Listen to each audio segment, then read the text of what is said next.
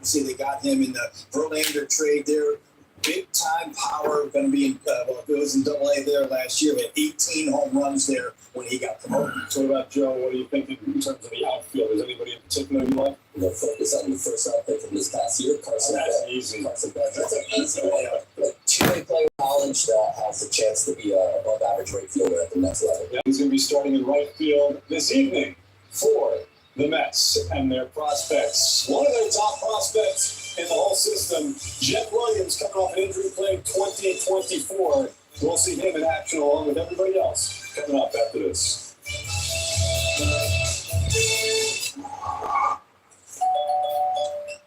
Derek! Hey, well, I need to lay low for a couple of days. There's too much heat on this car.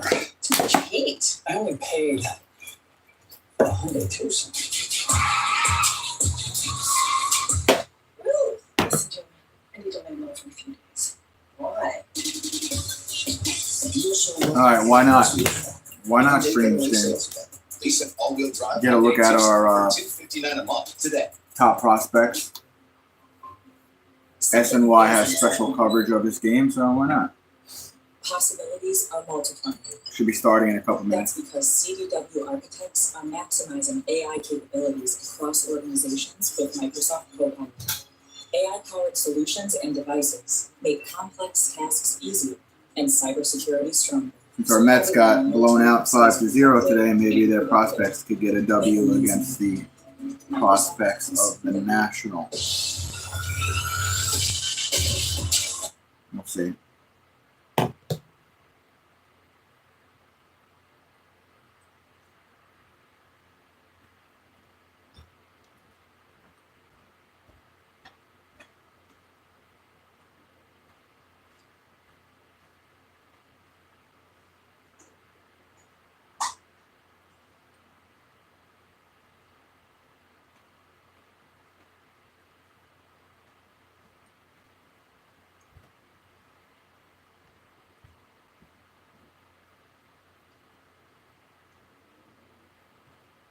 Breakout.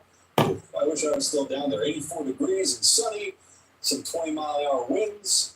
The palm trees.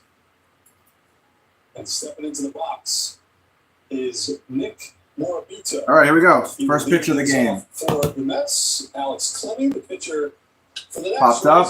Alex Clemmy on the mound for the Nats. Play ball. That's the short out behind third. King with the out, number 7 of the Nats. One out. And we're underway, boys. One I out. love the aggressiveness right there from Morabito. First pick. But Clemmy's a guy. Alex Clemmy, last season in the minors, 25 starts, record of 1-5, ERA 4.58, 82.9 innings. PB 6.1, K 12. Next pitch. That's a strike. Counts 0-1. The Mets first round pick out of Bench. a year ago. Just a really Up at bat for the exciting Mets. prospect. Two-way player back at Oklahoma State, plus arm. He was up to 96 off the mound. He'll be focusing It's a ball. Counts 1-1. Let me crank the volume up a little bit. And I like I can said, barely I hear think he them. projects more as a right fielder, but the Mets will give him the opportunity to go out and get some center field reps this year. 1-1 count. 1-1 to Bench, taking low, 2-1. A little low. So Counts this is a 2-1. smart draft plan by the Mets. You draft two Benj is the right fielder for the two-way Mets. players, Nolan McLean and Carson Benj. You say, okay, Benj, you're going to take the hit. Next McLean, pitch. you focus on pitching. You know, I love the idea too, for sure. It's a ball inside. Count 3-1. He pitched out of relief in Oklahoma State, but he can really hit. And now, you know, you get a chance to see him on an everyday basis in pro ball. He's an experienced Next guy. pitch. He's a guy that should go through the system pretty quickly. He should. And I expect Inside and high. Walk them. They'll go to first. There is an example of his good plate discipline. 5 pitches, 4 balls, take your base, Carson Benj. So the Mets on the base runner, and here is Jet Williams. Williams, the top prospect Came here. off of an injury-plagued season a year ago, but it was just 2 seasons ago where this kid. All right, I've been following this kid's career a little bit. Especially when you talk about a good eye at the plate. He's the shortstop First today. teenager since David Wright to walk Let's over see. 100 times. In the Here's the Mets pitch. Swing and a miss. system. Big swing and a miss.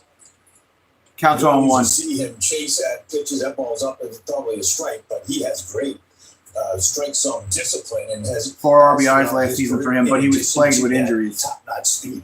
Yeah, he's a perfect blend. I believe they said he's the first teenager signed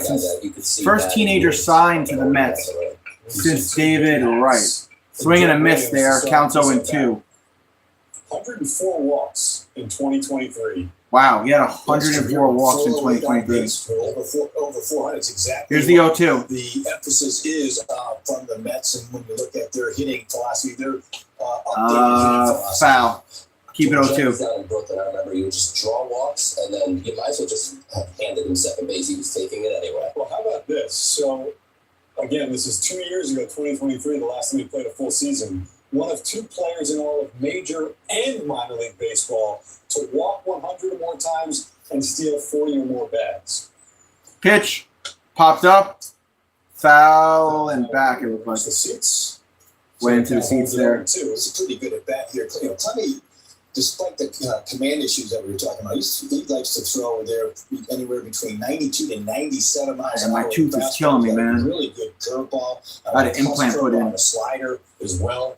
Mixing and changing. All right, here's the 0-2 again to Williams. Good at bat here, fouling off some tough pitches.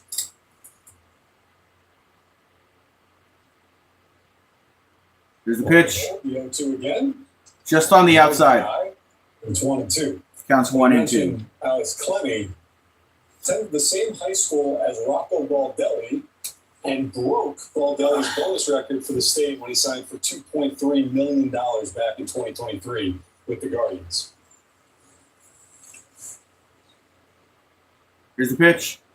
Way outside. Counts 2-2. That was pitch 12 from Clemmy. That used to be guys that were projectable guys. They're going to change out the ball there. Now it's changed a lot. They get into that showcase circuit. They end up pitching a fair amount. This was a kid that was fairly advanced that Cleveland ended up getting as a high schooler. There's not a ton of high schoolers Next pitch. high these days because of the risk. And that's, I think, one of the reasons why they included him in the trade for Lane Thomas last year. Way outside, full count. Well, this is turning to quite an at-bat for Jet Williams. Fell behind 0-2, fouled off a couple of pitches, and now has taken 3 straight balls to work the count full. So I call this vintage Jet Williams. This is your guy. You got 2 on your list, right? Yeah, number 2, and he was number 1 and just got. This guy is like the number 2 prospect on this team, I believe. Popped up. Then he pops that one up. Behind first, and he dropped for a hit. Lost it in the sun, did Armando Cruz, but he does get the out. But out at second.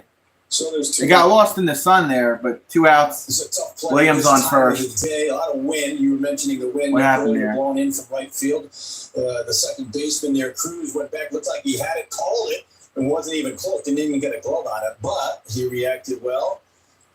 And ended up making the play there. I got a late run there. He thought he was going to be out. Rightfully so. Base running his secondary. All right, 2 outs. Williams on first. Clifford up at bat. He's the first baseman today. Ryan Clifford for MLB Pipeline, which is, it's okay, but it's not Joe DeMayo's list. He is the number 4 prospect for MLB Pipeline. Joe, what do you have him as?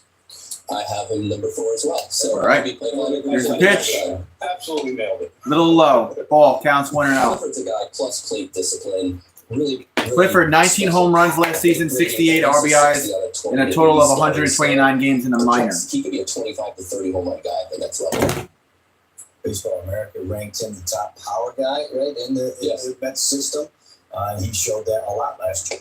Ball on the outside counts 2-0 for Clifford. It tells you about some of the things that guys coming up through the Mets system, especially with his profile, have to deal with. He struggled 16 pitches from Clemmy last year, as lefty power hitters tend to do because of the wind coming off of the water out there.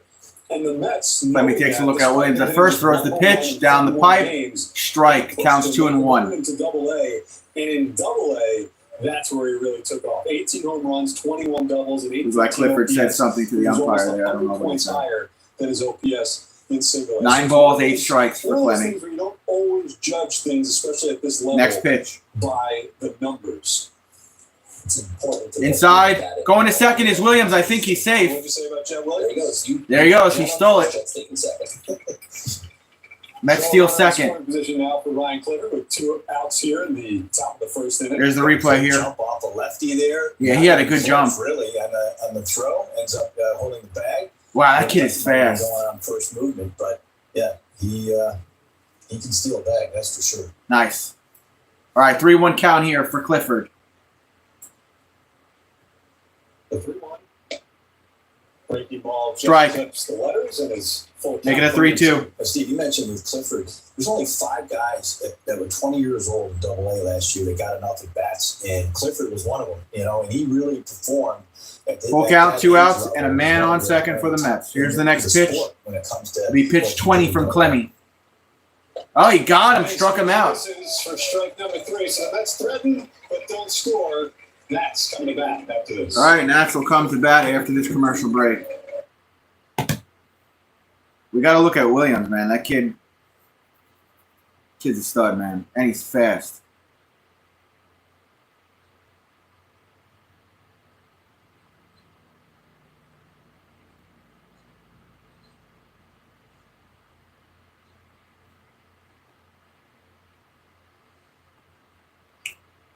If you're looking for the game, this is on SNY. Otherwise, you could just listen to me, and I'll tell you everything that I'm seeing.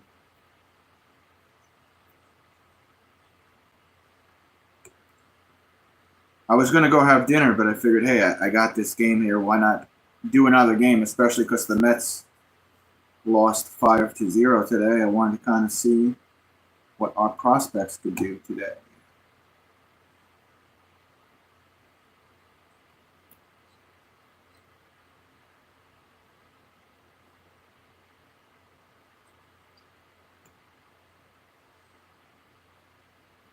Tooth is killing me, though.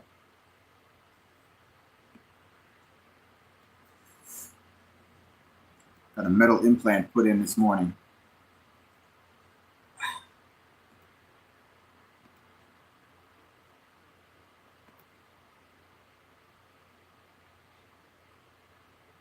Hopefully the commercial breaks are nice and short today. Oh, they are. Look at that. Bottom of the first. Here, guys. I can't make out what the kid is eating. Okay? All right, let's do this. I think He spilled some on his it side. is in his leg. I think it was like an empanada. Starting lineup for the Nats: King, Cox, Green, White, La Medita, Glazer, Tavares, Cruz, Diaz. Mets facing the Nationals' first-round pick from a year ago. So Nats shortstop will lead off here. Phillies won today, 12-1. I'm happy for you, Star Wars. How was your weekend, bro? They drafted and gave him below slot. Tong on the mound, 25 games, 23 starts, 6-4 record in the minors, 3.03 ERA, innings 113, BB 3.7, K 12.7. And as you mentioned off the top, he was the fastest riser in the Mets system a year ago. And I know, based on his season, the people in the organization that matter are very intrigued by this arm. This is a So my buddy B was just telling me about this kid, Tom. fastball that'll get up to 96, 97 miles an hour with that elite ride. He led the Florida State League in average induced vertical break on his fastball, which Steve, I know you're a big fan of. All right, let's see what this kid has. You took my talking point. Popped up, hit, right field, Goes out to out at right field. Is really something In the sun. at this time of day, but Carson Bench stays with it for the first out. So just Carson got the out. Nick Morbido, it's 1 pitch and 1 out. And there he is.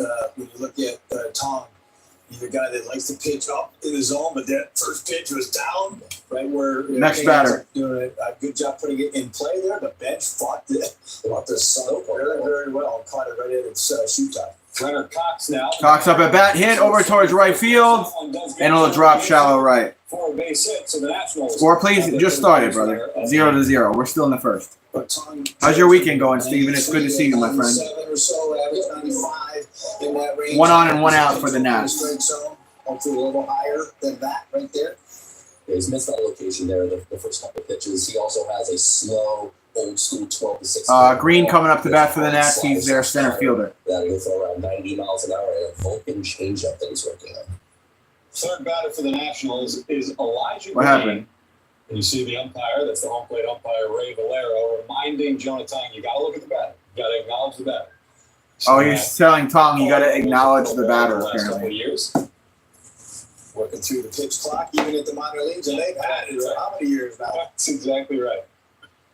Popped up. Play They it. are being aggressive. Behind first. So 3 straight batters. Behind Swinging first. pitch. Ryan Clifford. Ryan Clifford with the out. 2 outs. Makes the basket catch for the second out. Made a little adjustment there instead of throwing Green is fastball out. through a little slider or cutter. Right So there. Mets have Pitch, Elijah Sereno Clifford left, made a lot of contact in his Morabito career, and just center, first pitch, and he's Benj out. right, Rodriguez There's second, the Clifford Mets first, Williams defense, shortstop, Jeff Williams, the starting Barrow shortstop, third, Kevin and Tom Pilata, former first pitcher. I round didn't see pick. who the catcher So was. big Dang year it. for him. He is the White second up at bat. He's the batter DH for the to start Nats. this game. There's that 12-6 curve you were talking about, Joe. And the curve went ball. Counts 1-0. Right now, he needs TJ to White, focus 14 on home runs that last strikes. season, 49 RBIs, average 202, OPS 658 in 111 games. That's a ball inside from Tom. Counts For the 2-0. Nationals, White has spent the last 2 years at high A and has struggled mightily. Last season in 111 games played, hit just 202 with a 658 OPS. Next pitch. Way upstairs. Counts 3-0. You can see. I mean, you can just visually see, even though that was a ball, the type of ride that you get on that fastball. It's a truly special fastball that when I talked to Jonah this past year, I mean, it's Next pitch. metrics that make it almost like a left-handed pitcher's fastball. And that one just He walked him. So he walks TJ White on 2 on and 2 out now for the Nats. Runners at first and second. Runners at first and second base. Now, that might have been a pitch if they had the ABS system that they would have challenged. Tom trying to shake out his shoulders here. I don't know. You can tell the kid's a little nervous. You think, Joe? I don't know how they don't, but Loma Vida? Is that how you say his name? That's the type of pitch that if Jonah could get to 2 Coming up to strikes, bat for that's the Washington. one that he'll get batters to swing through. That part's gotta get some up batteries. Better. Strike. Good. If that wasn't even an out, good. Food good, Statcast not good. But you know what? I think if you had to choose, you 213 average, no homers, 10 RBIs, 5.56 in A, 17 games last season. Strike.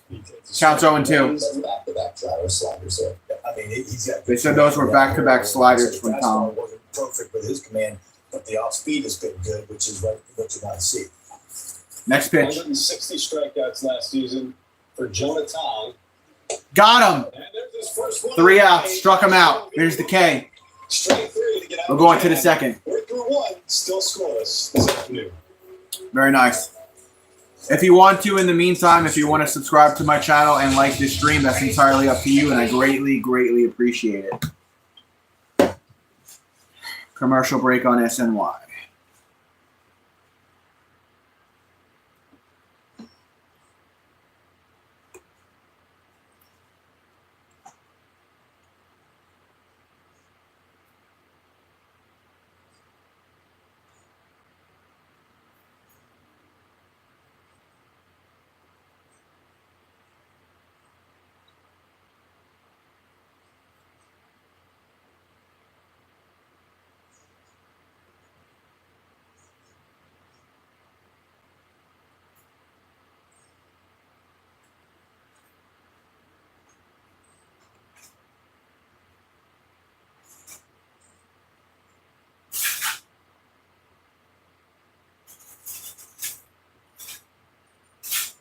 I'm hoping the commercial breaks continue to be very short.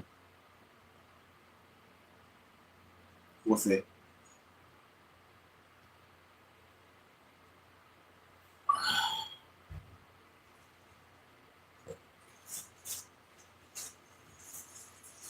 I got one more commercial here. It's like a Walt Disney Resort commercial. Kind of want to go there. I'm grown ass man, but I want to go there.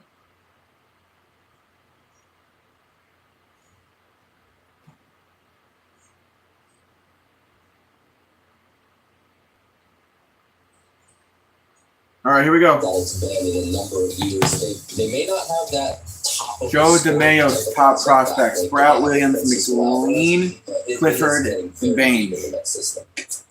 And now we're back to action in the top of the second Ball. inning. The leadoff batter for the Mets is Jacob Reimer. Reimer, the DH for the Mets today. 218 average, no homers, 7 RBIs, 640 OPS in 25 games in the minors last season. Pitch. Raw power, good eye. Strike. Counts 1-1. Ball for a strike. Fourth round pick of the Mets back in 2022. Graduated from the same high school out of California as former Met Taiwan Walker. Ball upstairs and away. Counts 2-1. Jacob Reimer. In 2024, he walked more than he struck out. That was pitch 23 from just Clemmy. 27 strikeouts.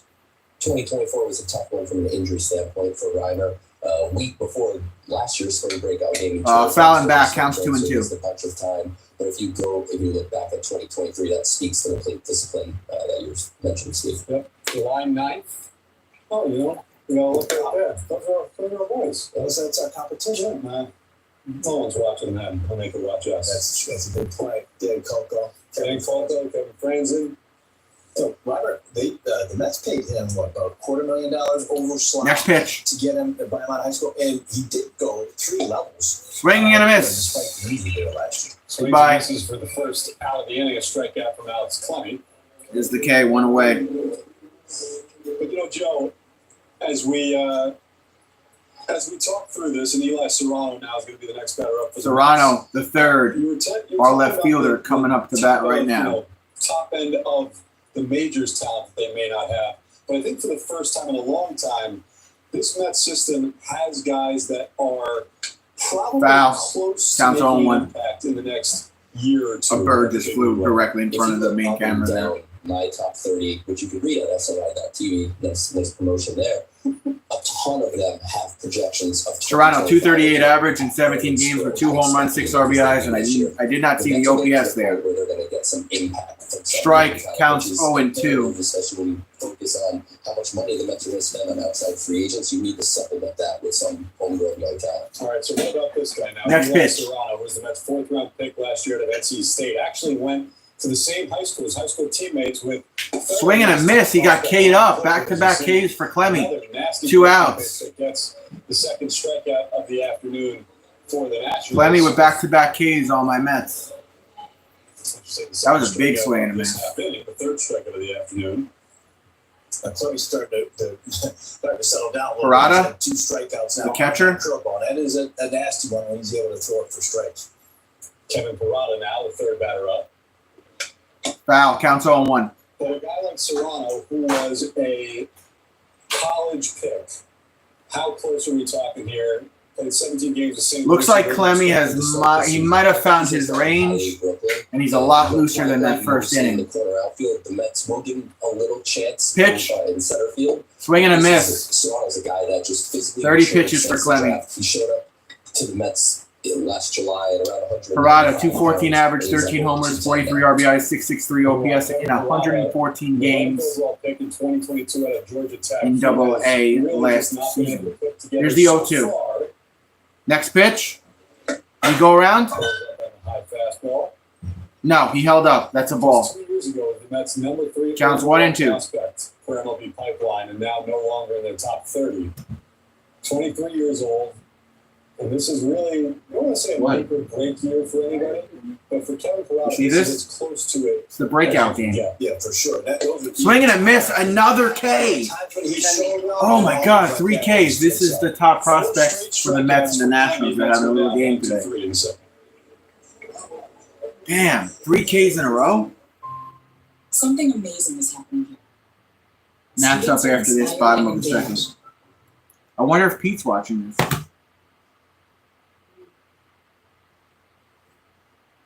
Yeah, Clemmy has definitely, got loose. Could have just been a first inning nerves or something. You want your star? My what? Your star? Yeah, if he's good luck. Yeah, he was on the camera for a millisecond. Oh, then you have fans.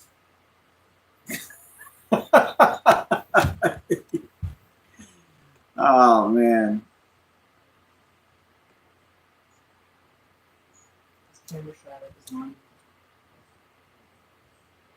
Should be coming out of commercial break any second. Ah, What? fill up. Did you feed him too much too fast? He was yelling at me, so I gave him more food. No, you gotta wait in between. I don't like that he keeps doing that.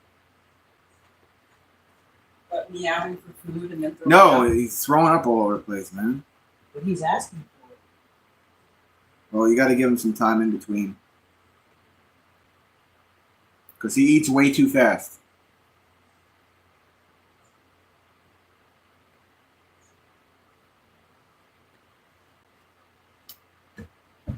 All right, here we go. Mets games is Bottom of the SNY second. app to the MLB app. Make the switch now for the same amazing action with a better user experience. Scan the code to download the MLB app today.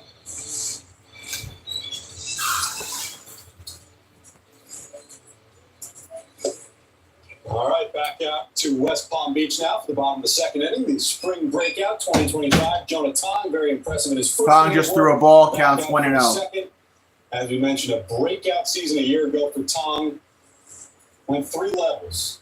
A, high A, double Strike, A. counts 25 1-1. appearances, a 3.03 ERA, 160 strikeouts to just 47 walks in 113 Philip Glasser, 298 average, 8 home runs last season. Philip Glasser takes that 12-6 curve. Right, counts 1 and 2. So that was a pretty Glasser impressive is hit from the Jonah Tong. left That's fielder exactly for what the we're talking Nats about. That today. pitch is right there if you can control Looks like he's going to use his timeout with the count 1 and 2. They almost talking out of throwing it. Let's go, Mets. What's up, Stanley? That's a good one. Good downer, right? I mean, he threw some really good sliders last inning. Now What's he's going throwing on, a Stanley? curveball. Welcome to the stream. That's impressive. Here's the 1-2. That's a little low. Counts 2 and 2. Like you mentioned, Steve.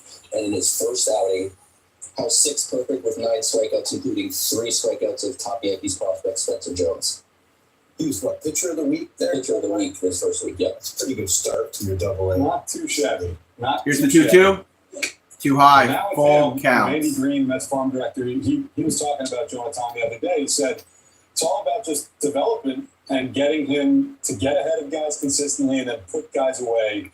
And we talked about Full count for Glasser. And I think we've seen that today. The way that he comes Here's the at pitch. batters is from a relatively unique angle. Oh, he walked You're him. looking at That's in the release dirt. Point, all the major leaguers at the same release point, both in the high arm slot, but also out in front. Tong taking a deep breath. Just trying to settle. Trying to settle in here. And that is some 2 really good, obviously. major Shaking out the leaguers. shoulders. Pavetta just signed a huge deal with the Padres, and so I'm a Mets fan living in North if you Texas. look at Pavetta's stuff, it's very similar. Whenever I to meet somebody from fastball, Texas, big I always tell them this breaking because it's down true. curveball, slider, I always changeup. wanted to go to Those are Texas. some pretty good comps there. I've not traveled there yet. Feeling second. He's safe. Wow. I'd like to see a replay of that one because Parada looked like he threw a dime right to Jet Williams, but Philip Glasser after walking. Glasser is safe. He's still second. That was Here's good. the replay. Had a good throw from Kevin Parada there, and generally his arm is Yeah, he's slightly safe. below average, but looked really good. Tavares is up at bat. Count 0-1. Make the count 1-1. So how did you become a Mets fan if you live in North Texas, if you don't mind me It asking? looked like the base runner got a little bit of a Counts 1-1 for running head Tavares. start, not quite a running head start, but that certainly had momentum going towards second. That's something that I think Tom will probably have to work on. Foul. Counts 1 and 2. Keep an eye on the base runners, holding runners. Those are some of the other things that keep them from the big leagues. Well, this is all part of it, and I think it's why it's important actually for fans to see because you look at the numbers at the lower levels of the minor leagues, you see the stuff, you hear about the stuff, but it's about refinement when you get closer and closer to the big leagues. And I was born in Brooklyn, New York. Okay. 21 years old right now. I'm born and living in Long Island, New York, Stanley. But that stuff is real. He's out. Blows by 20 pitches in. that fastball. Carlos Tavares down swinging. Tom got Tavares out. Cruz coming up to bat. He's the second baseman. That extra life, that extra carry on the fastball. One out and a man on second for the Nats. Both when he's up in zone Cruz, there, when he was 2.24 average, 2 homers, 25 RBIs, The third batter up. 90-something games in the minors last So, season. Joe, taking all There's that a ball into there account, from knowing Tom, what you counts know, 1-0. how do you project out Jonah Tong, assuming he'll start the year at Double A where he ended last year. How far away do you think Tong could be? I don't see any reason why Jonah Tong can't make the major leagues sometime in 2026. Mm-hmm. If he can perform at Double A, kind of how he started, he'll find his way to Triple A. Swing and a miss. 1-1. You know, when you talk about the Mets' big club, obviously this is a team that's always going to be from here on out win now mode. And I know a lot of people question why they didn't go out this offseason and sign maybe some bigger name pitchers to longer term contracts. I think part of the calculus, aside from the fact that I think David Stearns looks for more Strike. value on the free agent market than Counts 1 and 2. commitments from starting pitchers. It could be so fickle from year to year with injury, but part of the calculus is they've got some really exciting arms that are closer. You know, maybe you're looking at a Sproat this year, but a Tong maybe not too far away, a Nolan McLean, Blake Tidwell, guys like that. Yeah, I think if you look at the strength of their system, it's been pitching over the last couple of years. Counts 2 and 2. They made some modifications on the hitting side where that's going to start to catch up. And now, as you mentioned, Steve, a lot of these guys are getting close to the big leagues. And Sproat and Tidwell are ahead of Tong on the depth chart. But, you know, if they needed Tong for a start or two later in the year, Full count. you know, you don't want to do that necessarily in a pennant race, but he's had that type of success. You wouldn't rule out jumping him from AA to the big leagues if you needed him in a pinch. So, like, when you get to AA, you're on the doorstep of helping out a major league team. And Tong is just an example of this pitching development system under Vice President of Pitching Eric Jagers that has taken its strides to the point where when I talk to people outside Popped the up. organization, they think the Mets are emerging as one Playable of the infield. organizations in the sport. Out. Called off by 2 outs. Rodriguez, who makes the grab for the second. Rodriguez with the out. Armando Cruz. He is down, and here comes the ninth batter of the evening for the Nationals, Randall Diaz. All right, Diaz, third baseman for the Nats, Just, coming up to you know, bat. A test here for Tong. The runner on base here with 1 out, gets the pitch up in the strike zone. He gets a nice easy out here with 2 outs. Let's see what he can do here with a 9-hole hitter and not have to face the top of the lineup again. 5th round pick of the Nats last year at Indiana Hit. State. Foul. Inside out, fouls it. Counts 0-1. Strike. That's another. Randall Diaz, 21 thing years that old, I used to look at when you 141st look at overall pitchers. pick in the 2024 Are they able to MLB come in draft. with confidence? Some guys, the younger they are, they don't have that confidence. They're afraid to hit the hitter. That was a nice sort of fastball that guy Next had in his pitch. hands. Foul again, counts 0-2. 0-2 after Diaz fouled the second straight pitch out of play. Diaz hit .360 for Indiana State a year ago, finished the season on a 32-game hitting streak. Next pitch. Come on, Tom. Here's the 0-2. That should be a strike. Got him. Struck him out. That's the end of 2. We're still scoreless. We are going to the third. Nice.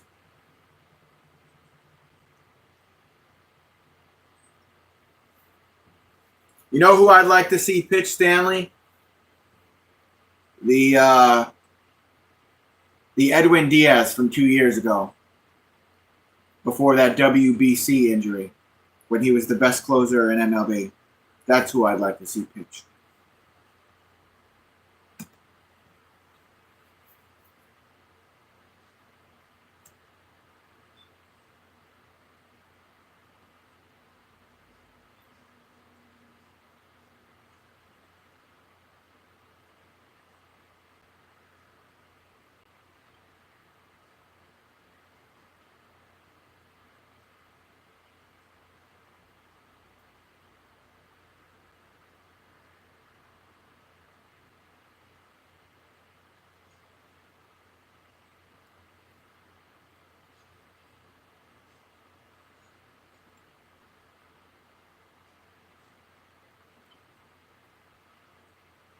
I'm pretty happy these commercial breaks have been short, though, so there's that.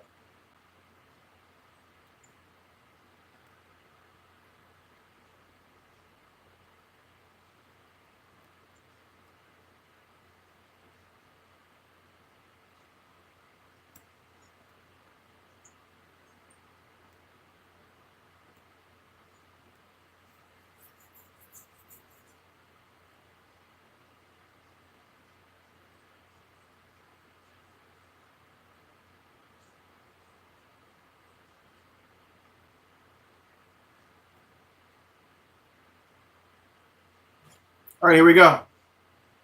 McLean or Blake Tidwell. Sprout, McLean, Tong. For a 2025 Major League ETA. Tidwell, Santucci. There's your top prospects. Yeah, Brendan We know that Sprout. you just saw Jonah Tong. You're going to see Jonathan Santucci in this game as well. So those guys don't have 2025 Major League ETAs, 2024 season, NSNY ETAs NCAA, right AAA. now. Yeah, well, and that's the beauty 116 of the innings. lifetime, Interesting. right? When you go, all right, well, All right. here's the depth. Here's a couple guys you can count on this year.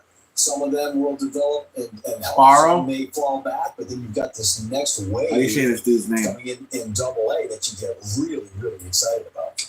Alex Clemmy back out for a third inning of work for the Nationals. He faces Boston Barrow to lead off the Barrow. third. Clemmy Ball. falls behind 1-0. Clemmy's struck out fourth and seventh. Boston is 278 average, 4 homers, 47 RBIs. Serrano and Kevin Parada. Upstairs, Barrow counts was the Mets' 2-0. 8th round pick back in the 2023 draft. The Mets signed him away from a commitment to UCLA for $700,000. Above average bat-to-ball skills and plate discipline. One person I spoke to said reminds him of Brandon Nimmo at the same age.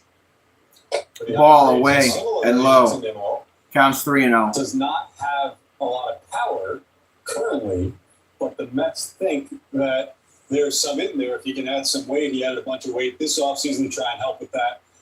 But last year, strong first pro season, 84 games played at 288. Popped up. It was Hit. the opposite way Going. there. Going. There it is. It's rampage time, folks. Ba-boom. Home run Mets. Mets go up 1-0. Biggest spring breakout game, it's 1-0 Mets. How about that? Left eye. Home run Mets. The pitcher for the Nats. Go Phillies. What's up, Grasshopper? How are you, man? 3-0, and he's swinging 3-0, which he, I don't think probably swung an awful lot in the minor leagues on 3-0, but they let him swing in this game, and he goes opposite field homer.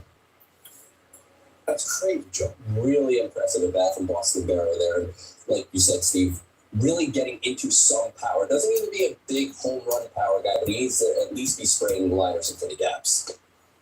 Well, that liner in the gap. Rodriguez takes a ball. Counts 1-0. Guys said, well, you're not going to have a lot of power, because you don't have, it doesn't show up, let's say, in the exit velocity way. But guys learn how to hit in the minor Ball leagues. inside to Rodriguez. Counts 2-0. Not saying 3-0, but 1-0, 2-0 count. And they learn to drive the ball. Jeremy Rodriguez, last season in FCL, 50 games, 282 average, 3 homers, 20 RBIs. Guys develop power as they get stronger. You're talking about Nimmo. Hit is still over trying towards to win. third, That's exactly over to right. first. He's out. Beautiful play by Randall Diaz at third base for the Nationals. 1 out. For the first out of the inning. Well, I said that bat there by Rodriguez going the other way against the lefty, and he just didn't get it down the line far enough. That was a hell of a play by the third baseman Diaz. So we're back to the top of the order now. Nick Morabito, who swung first pitch of the game and popped out to Morabito. up for the second time this evening. Back up at bat. But Jim, Ball to your outside. point, Counts 1-0. Yeah, Nimmo's still trying to add weight and still trying to add more power. But the way that Nimmo talks about it is very much how you described it. It's not about going up there always swinging for the fences, but learning how to Hit. think about certain situations. Back out by third and short. Certain Base pitches, hit. right? Like Rolls up left field. Right there, looking fastball, right? 1-0 count, drives it into the hole between third and short. How many times did we talk about Nimmo when his game was getting on base, and then as he got more familiar with the strike zone, he started last year starting to swing for more power. Actually, the second half of 2 years ago, 23, when his power numbers went up in September, that's what young guy, that's what a major leaguer does after he's been in the big leagues for a while. And it takes a while for minor leaguers to kind of grow into their bodies and to become more physical. Strike. We saw the Bench. graphic about Carson Bench, who the Mets are certainly very excited about. The first round pick from a year ago. Counts Bench 0-1. up now for the second time today with a runner on first base. He walked in the first inning.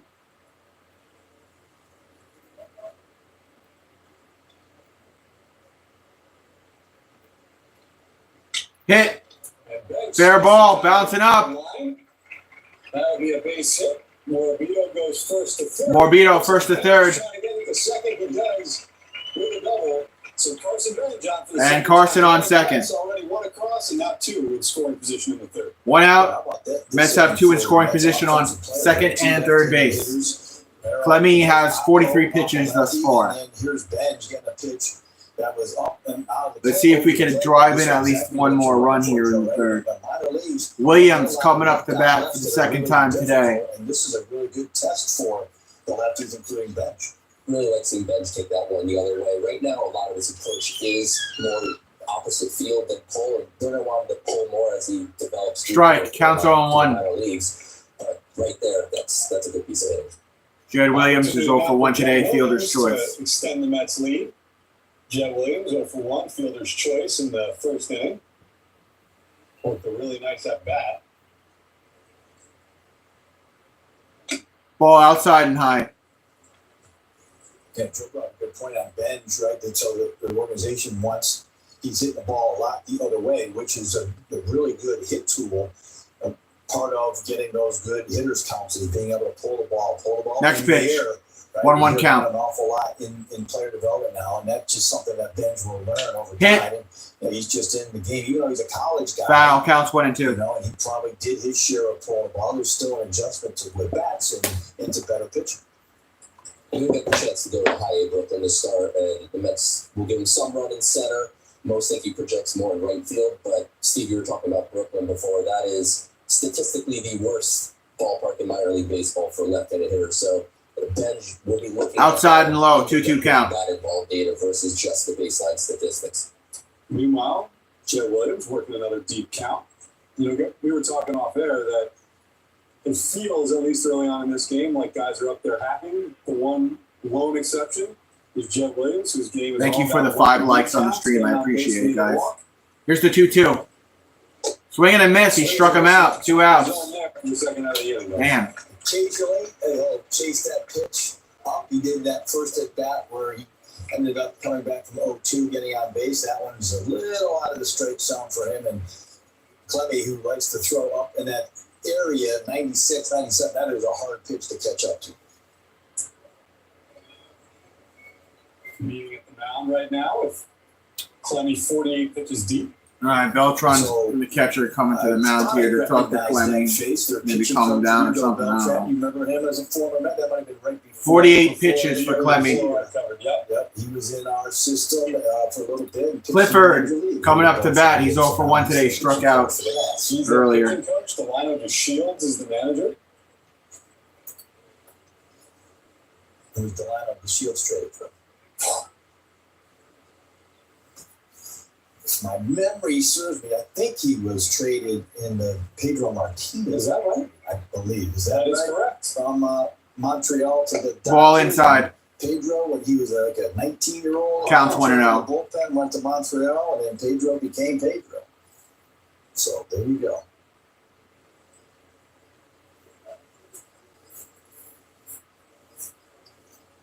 Next pitch. With 2 out and 2 on.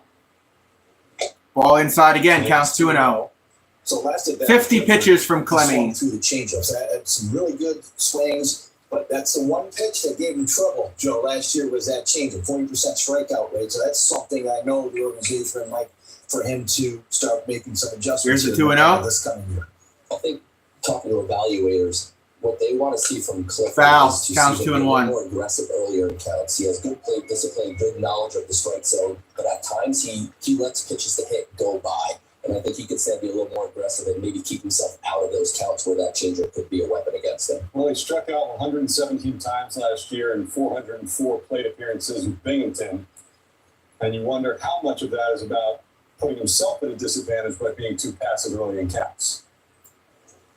Yeah, I mean, I think for a young hitter, it's a big surprise. My especially current or as you all-time get to the upper favorite, levels, or and you're one of both? the youngest at that level. Stanley. You have some really good pitching that you're facing. Here's the in 2 and 1. He has a 20-year-old. And the average age of the pitcher after that. Swing and a miss. Counts 2 and 2 for Clifford. 40 years older than Ryan Clifford. So he's facing much older competition for really the first time. So growing up, Essentially.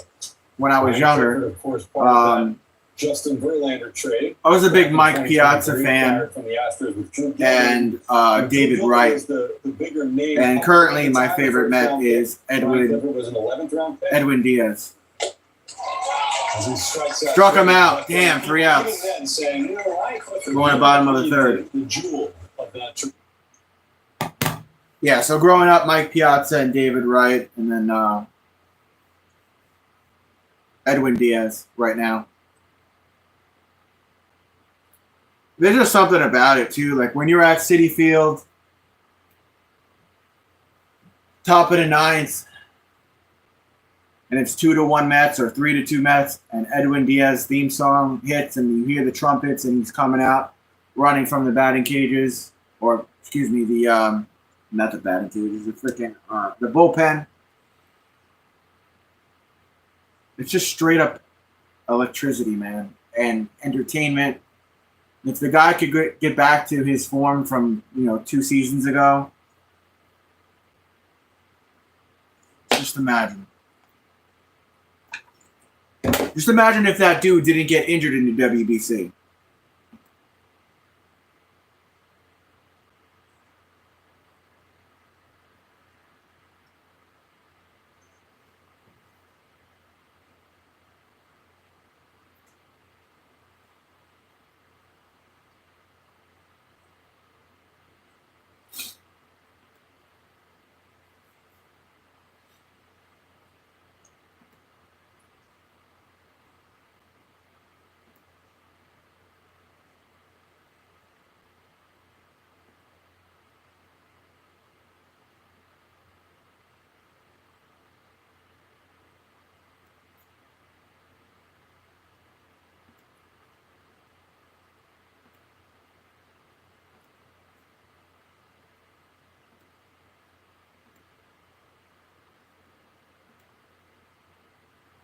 All right, we're coming out of commercial break.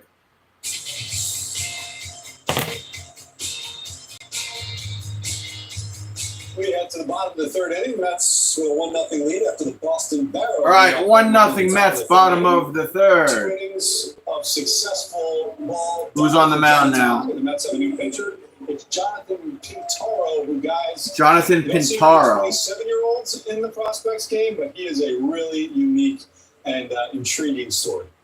Mets signed him out of independent ball in 2024. He played for the Glacier Range Riders of the Pioneer League in Kalispell, Montana. King up at bat. So if you spent much time in Montana, It's Ball. a beautiful country. Counts 1-0. I'd love to have an excuse to go out there and see Jonathan Pintaro, but I've never been there. Have you? I've never been to Montana. I barely even left New England.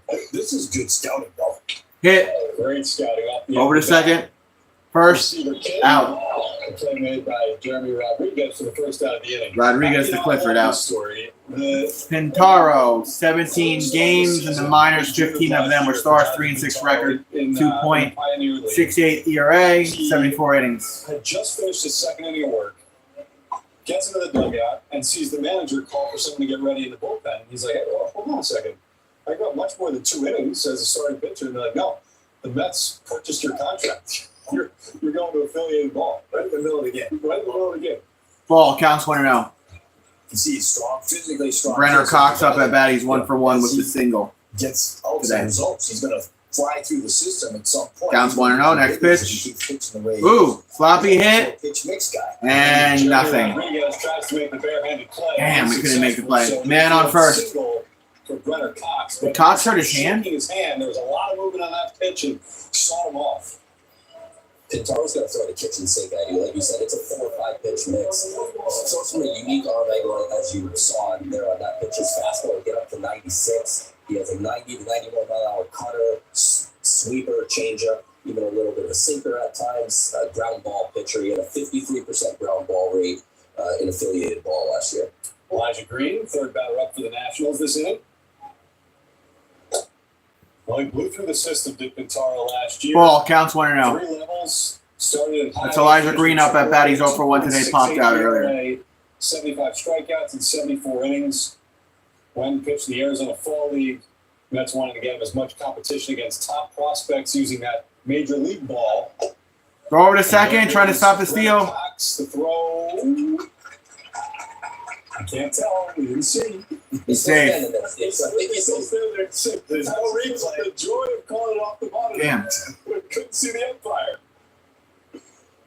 Second stolen Yeah, base he's in the safe. game for the Nationals. Almost slid off the bag there. If Man on second, 1 out, counts 1-1 for Green, the center fielder. Next pitch. Popped up. Popped up. Foul, counts 1-2. If he has a good AAA season, he's a guy that you could see the Mets going to in relief, using him as a reliever at some point. The depth piece has got options. So Absolutely. I mean, especially with what we saw from David Stearns and his group year one, they basically remade the entire bullpen on the fly. And so a guy like Quintaro finished the year at AAA last year. If he has a lot of success, absolutely. Why not? Yeah. Why couldn't he be an option? Absolutely. I mean, he's, again, you said 5 pitches. They're all different weight, different movements. There's Ball also outside a counts change-up 2-2. Almost looked like a little bit of a split finger. Like, it's exactly what you want in a reliever coming up and throwing that many pitches. Well, he worked with former Major League catcher Austin Nola on a variety of pitching grips before catching on in the pros, and it seems to have worked wonders on what he's able to do. Struck him out. You see that fastball with the late light 2 outs. to strike out Elijah Green for the second out of the inning. I mean, sorting through that. I was over the moon, Stanley. He struck out in his career 377 times. I was over the moon when the Mets signed Soto because I thought we needed another power bat. Strikeout there. However, 206 strikeouts last year and 467 plate appearances. That ball gets away from. That ball bounces away. Runner goes to third on the wild pitch, and that's the ball. Counts 1-0. Catcher still is Kevin Parada, but his strikeout rate of 44%. That's White up at bat, by the way. He's the DH. Full season qualified. Counts 1-0. Here we go. Next pitch. He did right. Popped up. Slides into left field. Left field. Out. We're going to the fourth. 1-0 Mets. So Not bad. I was expecting more things out of Pete Alonso last year. I know he had really great moments in postseason, kept the Mets alive in the postseason, but I was expecting him to have at least 12 to 15 more home runs than he did. So bringing in Juan Soto, another good power bat, I was ecstatic, bro.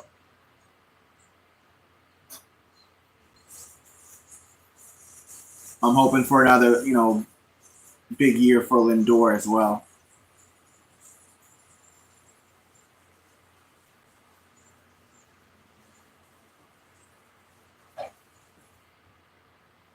And I didn't hate the Pete Alonso signing, the 2 years for 50-something million with the opt-out. Like, I didn't hate it. I thought it was good. I wanted him to come back, but he definitely didn't deserve, one of those like 5 years, $250 million contracts. Sorry, that's just how I feel. If he's electric this year and the following year, then we'll keep him for a couple more years. But I want to see more out of him this season than last year. I don't want to see him chasing those low sliders away from the plate when it's bases loaded in the 5th inning and you're down a run,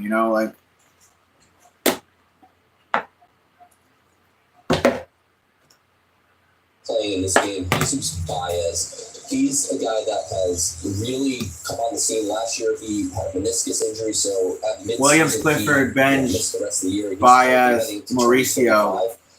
Tomatoes top 5 Mets position player prospects. So he's someone that But Ronnie is injured again. Big 2025. It's good to see Mauricio back too, right? I mean, the fact that he missed the entire year and starting to get some at bats there in the spring, it's just good to see him out playing again, and that's a big piece that the Mets were missing. Isn't he going to be out for a good portion of at some point this year? yeah, and with Ronnie this Mauricio, coming season? His knee. News today that he's not going to participate in spring training games. Kaufman doesn't say it's not a setback. They're taking it slow as he recovers. Oh, they're just taking it slow. So he's not going to play spring training or the very beginning of the season. They want to take it slow because of that knee injury. Mauricio, who a couple years ago, looked like he could be a huge part of what they're doing at the big league level. You just got to make sure, especially with the way things are right now, you've got a third baseman. That pitch is high, counts 1-0. Looks great. Make sure he's healthy and go from there. We got some second base options in Luis Angel Acuna and Brett Baty, now a second baseman. That's right. Hit, foul, counts 1-1. New pitcher for the Nationals, Jackson Kent, 22 years old, 6'3" lefty. Had been a reliever in college until last season. Became a starter in his final season for the University of Arizona. Swing and a miss, counts 1 and 2. Gets a big swing and a miss from Jacob Reimer. Jacob Reimer, the DH, 0 for 1, struck out earlier. Ball outside, counts 2 and 2. A tough at bat here for a challenge for the Mets hitters. Fastball, curveball, slider, cutter, and changeup. So 5 pitch mix. Foul. One foul. Count holds it 2 and 2. You know, Joe, you're talking about your list. And Keep the count 2 and 2. On that position player list is Jed Williams, who, again, prior to last season, I think you would have thought 2025 would have been the year that he cracked the big league roster. Probably less likely right now, given, again, what he went through last year and what the Mets have at the big league level. But we know that he can play shortstop, he can play second base. Struck him out. Swings at that pitch to his right. Oh, by the way, the pitcher on the mound for the Nats is Kent. He just got himself a K. Project not just the best position that Jed Williams plays, but the best fit in the Mets organization. Where do you think it will end up being? Right now, center field feels like the best bet. You know, we talked about some of the second basemen. The Mets have a lot of young options that are ahead of them. Strike. As far as second base goes. Jet can really handle all 3 up the middle spots, but I like Counts 0-1. where his speed could really be used covering balls. That's Serrano up at bat, struck out earlier. Ball outside, counts 1 and 1. As much as I said, 2025 probably not the year for Jed Williams. If something were to happen, or if, let's say, Hit to third, over to first. Serrano is out at first. You see the speed of Serrano almost beats that out. If something were to happen, do you see it as a possibility that he could crack the big league roster this year? I wouldn't rule it out. I would say right now, Drew Gilbert is probably ahead of him on the pecking order. As long as he's healthy and going, I would say if something were to happen at center field, the Mets return to Gilbert. Parada up at bat. He's 0 for 1 today, struck out earlier. I think he projects as an everyday player, kind of wherever you want to put him. And his versatility is going to be a weapon that Carlson knows it will be. That's the ball, counts 1 and 0. 2025, but maybe more likely 2026. Kevin Parada, the third batter up for the Mets here in the 4th inning. Hit. Flies on out to right. Fly over towards right. That's a fair ball. Ducks in for a base hit. Parada thinks about rounding first. And he'll stay on first. Safe on first. Looked like Parada on that one thought it was going foul. And all of a sudden realized, oh, that's Dave Fair. I better run. And ends up giving himself a single. Couldn't have gone for 2 on that anyway. But that's a good piece of hitting. He struck out his last time off a fastball, but goes the other way well there against the lefty. Speaking of going the other way against lefties, Boston Barrel went the other way against the lefty in the 3rd inning and led off with a home run. That's the game's lone run so far.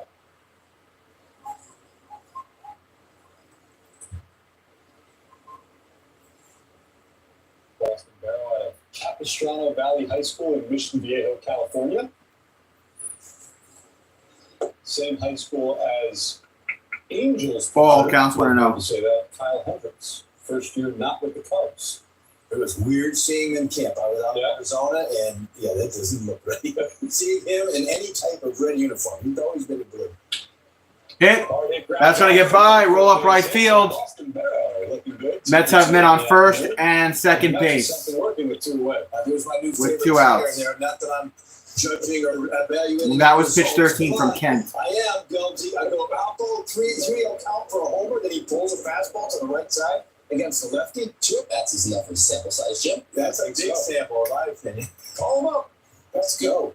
Barrow had a really good debut season with Low A St. Lucie. He slashed 288, 368, 399. That's where you talk about where the power needs to take a step forward. But the batting average and on-base percentage numbers both ranked 2nd in the Florida State League. Low and away. Counts 1 and 0. Really good plate discipline too, right? And for a high school kid. And he went to California, so he's a little more advanced. So he's a guy that could. Would you say high A ball again this year? Yeah, they'll go back to high A Brooklyn. He got the strike. He got the high A kind of counts 1 and 1 for Rodriguez. If he performs, he could find his way up to Double A this year. Meanwhile, Jeremy Rodriguez up with a chance to extend the Mets lead. 18 years old, turns 19 on July 4th. That breaking ball counts 2 and 1. He was Arizona's top international free agent signing in 2023, signed for $1.25 million, was traded to the Mets later that year for Tommy Pham, straight up 1-1.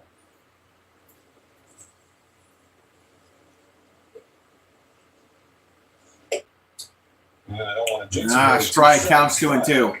His 17.1% strikeout rate last year was one of 2 players 17 years of age or younger to strike out less than 18% in stateside complex ball. I mean, that's impressive, really, when you look at it, for that age group as well. Foul, third base side. Keep the count 2-2. You see some of the trades that the Mets have done. They chose to go lower in the minors with more upside. It takes you a little longer for them to get to the big leagues, but the guys like Rodriguez in particular, and the Marlins had traded a couple guys for David Robertson, Vargas, and Raul Hernandez. And Hernandez. Those are guys that were going to be 3-4 years before they get to the big leagues. Ooh, almost hit him. And there's more risk involved as well. But I would much rather try to trade for those type guys with some high upside. Full count. Than a guy who's a fringy guy. Sure. And this is one of the things that, again, it's one of these side benefits of Steve Cohen's willingness to spend is that you can fill those So be pitch spots 20 from in Kent. free agency with more sure things and take a chance on younger guys with higher upside. Walked him. Bases loaded. Knuckle up time for the Mets. The base is now loaded. Bases loaded. 2 outs for my Mets. Yeah, that's a great at bat right there. Jeremy Rodriguez is only 18 years old. And, Jackson Kent and ends up working a walk after getting behind in the count. That's the type of player that this Mets team is really focused on. They're looking for contact ability, plate discipline, knowledge of the strike zone. Jeremy Rodriguez showed there. That's low. Of what he has there. With Morabito now. Morabito back up at bat. Took a ball. Counts 1-0. He's 1 for 2 today with a single. Morabito is the Mets organizational player of the year between Low A St. Lucie and High A Brooklyn. Hit 312, 403 on base percentage, and stole 59 bases. This is a plus athlete that can truly handle center field and is impactful on base paths. Counts 2-0. That I really wanted to keep an eye on. John and I were talking before this game. He's got a high ground ball range. So he's going to ground a little bit much, but he's a guy that you look for him making adjustments. With the new another ball. Counts 3-0. He's a ball away from walking in a run. Throughout the organization, he's a guy that will benefit from those changes that they've made. 55% ground ball rate last year was the 6th highest in the minors. Takes a strike at the knees. Thought he had walked out. Ooh, strike. Pitches, so go and pick up the bat and step back into the box. Counts 3-1. But Morabito was the 2nd round pick of the Mets in 2022, the compensation pick for Noah Syndergaard signing with the Angels. Yeah, how about that? Paying dividends, right? Noah offered him a contract. He declined. The Angels went and signed him quick. He didn't do anything for the Angels. He got a nice draft pick out of it. Foul. Full count. When we talk about prospects, and Jim, you're talking about the upside, the high upside, Morabito to me is a high floor prospect. I think he's someone that projects as more of a 4th outfielder, especially if he can't fix some of those ground ball issues and maybe not get into the power. But his athleticism and bat the ball skills, I think, could carry him to the major leagues. Everyone in motion. Hit. Morabito. That'll drop.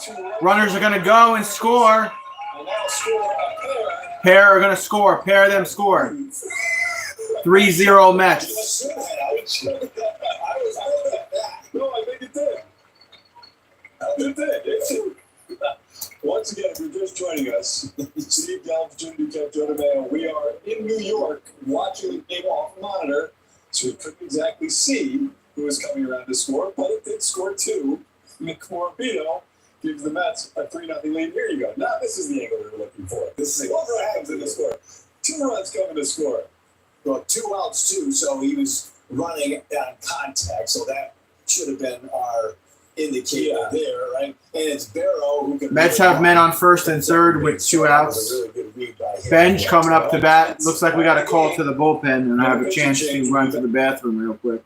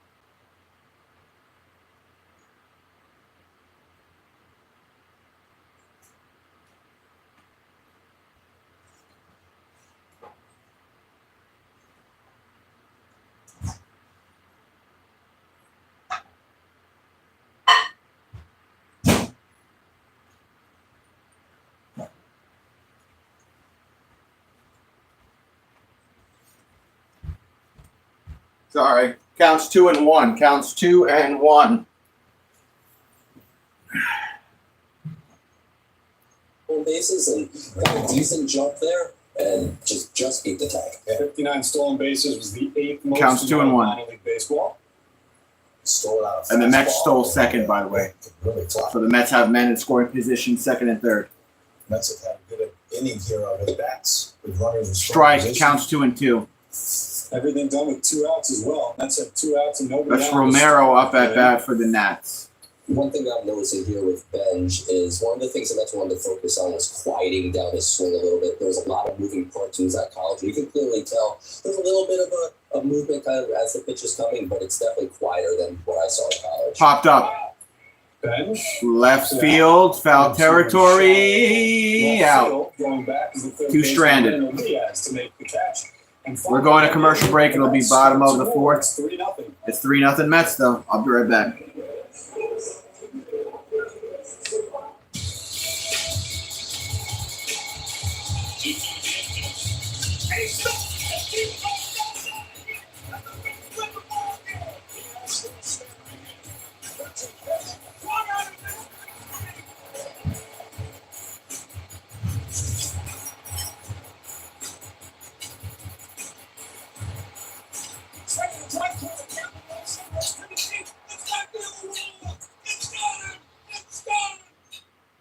My wife and I were traveling. My chest started hurting. I was exhibiting symptoms of heart failure, but I was in denial. I was a young, fit person. It was an exceptional condition because not only did he have a very large aortic aneurysm, he had very reduced pump function of the heart. That was really, really hard thing to hear. I met with cardiologists at Breakout. They were confident that the surgery would work. Jay had a procedure where his aortic root was essentially replaced, and now he would be walking down the street and we would never know. He's doing beautifully. Learning that it was hereditary, my attention quickly shifted to my daughter. We are not just individual doctors, we're really family doctors. I wouldn't be here today with my new daughter without your presence here.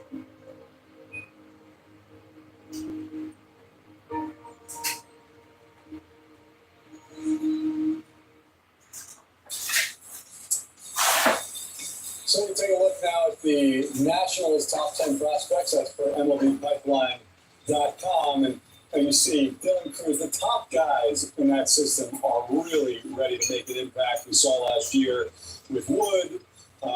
Obviously, Dylan Cruz out of LSU is somebody that they are extremely, extremely high on. Travis Sakura and Yarlin Susana is the highest rated player who is currently on this roster. We could see him today.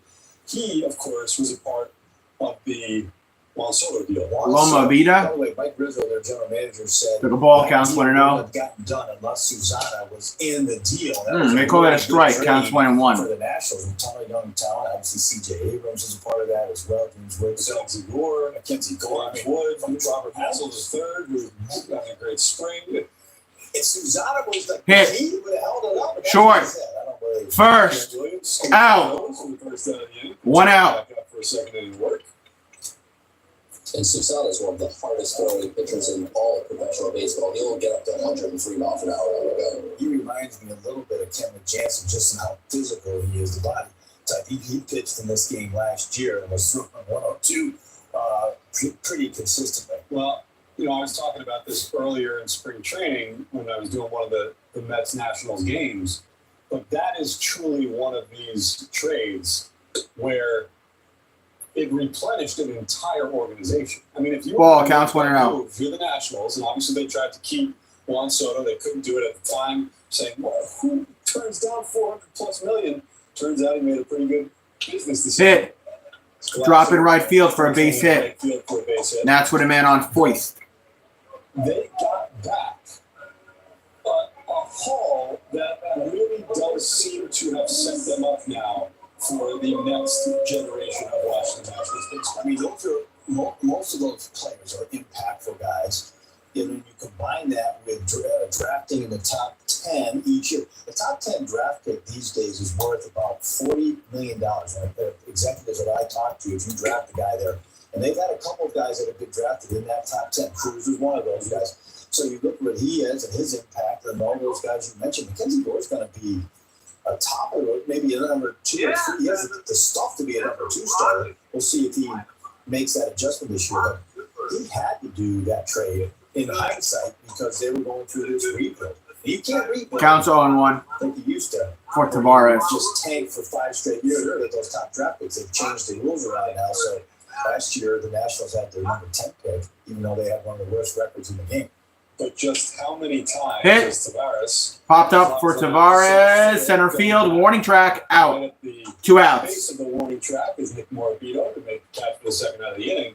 But how many times do you see these huge superstars get traded and everybody talks up, oh, well, they got this prospect and that prospect, and then it doesn't really pan out because you traded away the best player. None of these guys is going to be Juan Soto, but it does feel like Mike Rizzo nailed the trade that he had to make. That is hard to do, right? And to hit on almost every prospect there. Usually you get bottom in case they Popped up. Base hit. Men on first and second. And the Nationals have 2 base runners here in the 4th inning. Tying run coming up to bat for the You never Nationals. want to trade Juan Soto, of course, but if you're going to, the Nationals, Steve, as you said, they did well in that deal with multiple future everyday players and then maybe a couple pitchers, like you said, Gore, that could be at the top of the rotation, a guy like Susana, who there's some question as if he's going to be a starter or a reliever at the next level, but it's a chance to be. Men on first and second with 2 outs. Interesting. SNY offered me $400 million, and I said, "Oh, sorry." You turned it down? Turned it down. Yeah. Waiting for the free. Yeah, I said, Juan Soto showed me how it's done. It's not good.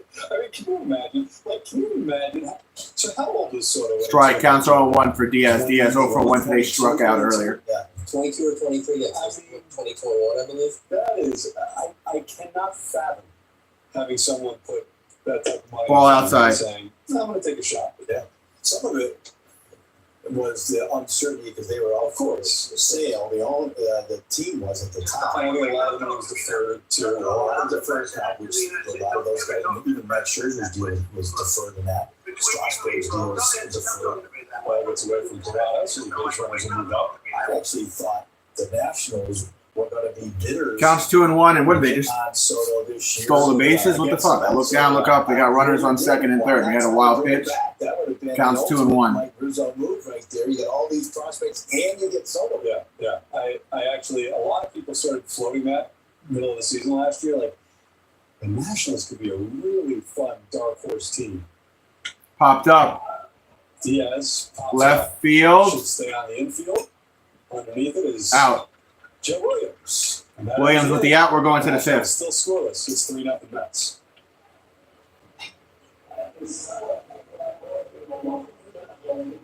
Monday, preseason action continues for Juan Soto and the 3-0 Mets.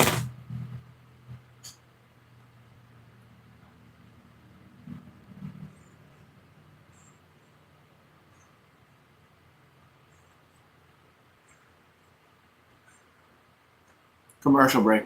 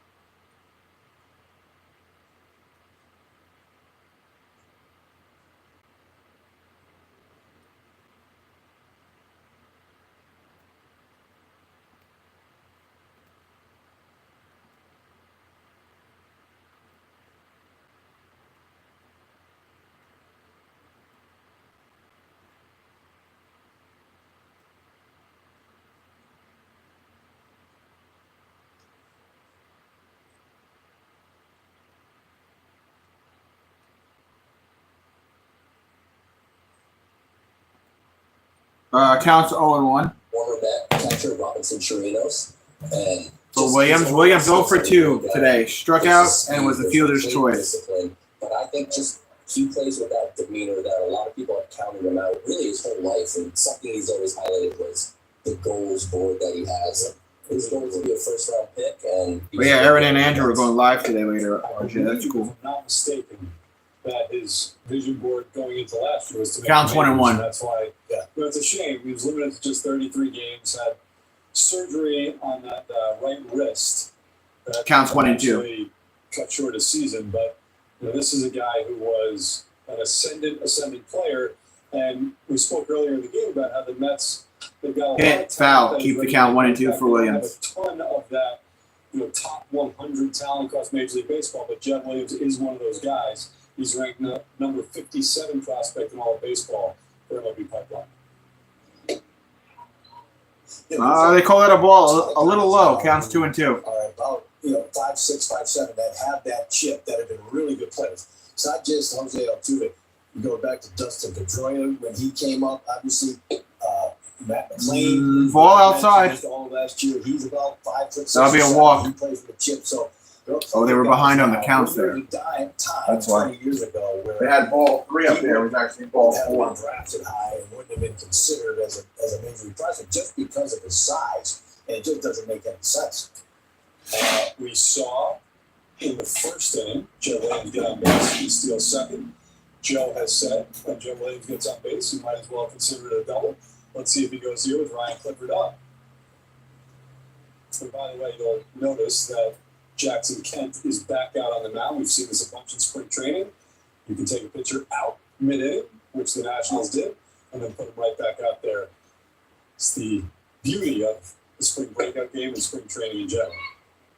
And Kent's trying to get some innings pitched for get ready for his season, so that makes total sense. But to your point, Steve, when you mentioned Jet Williams, counts 2-0 for Clifford. His first time up, so we'll see if he does that again here.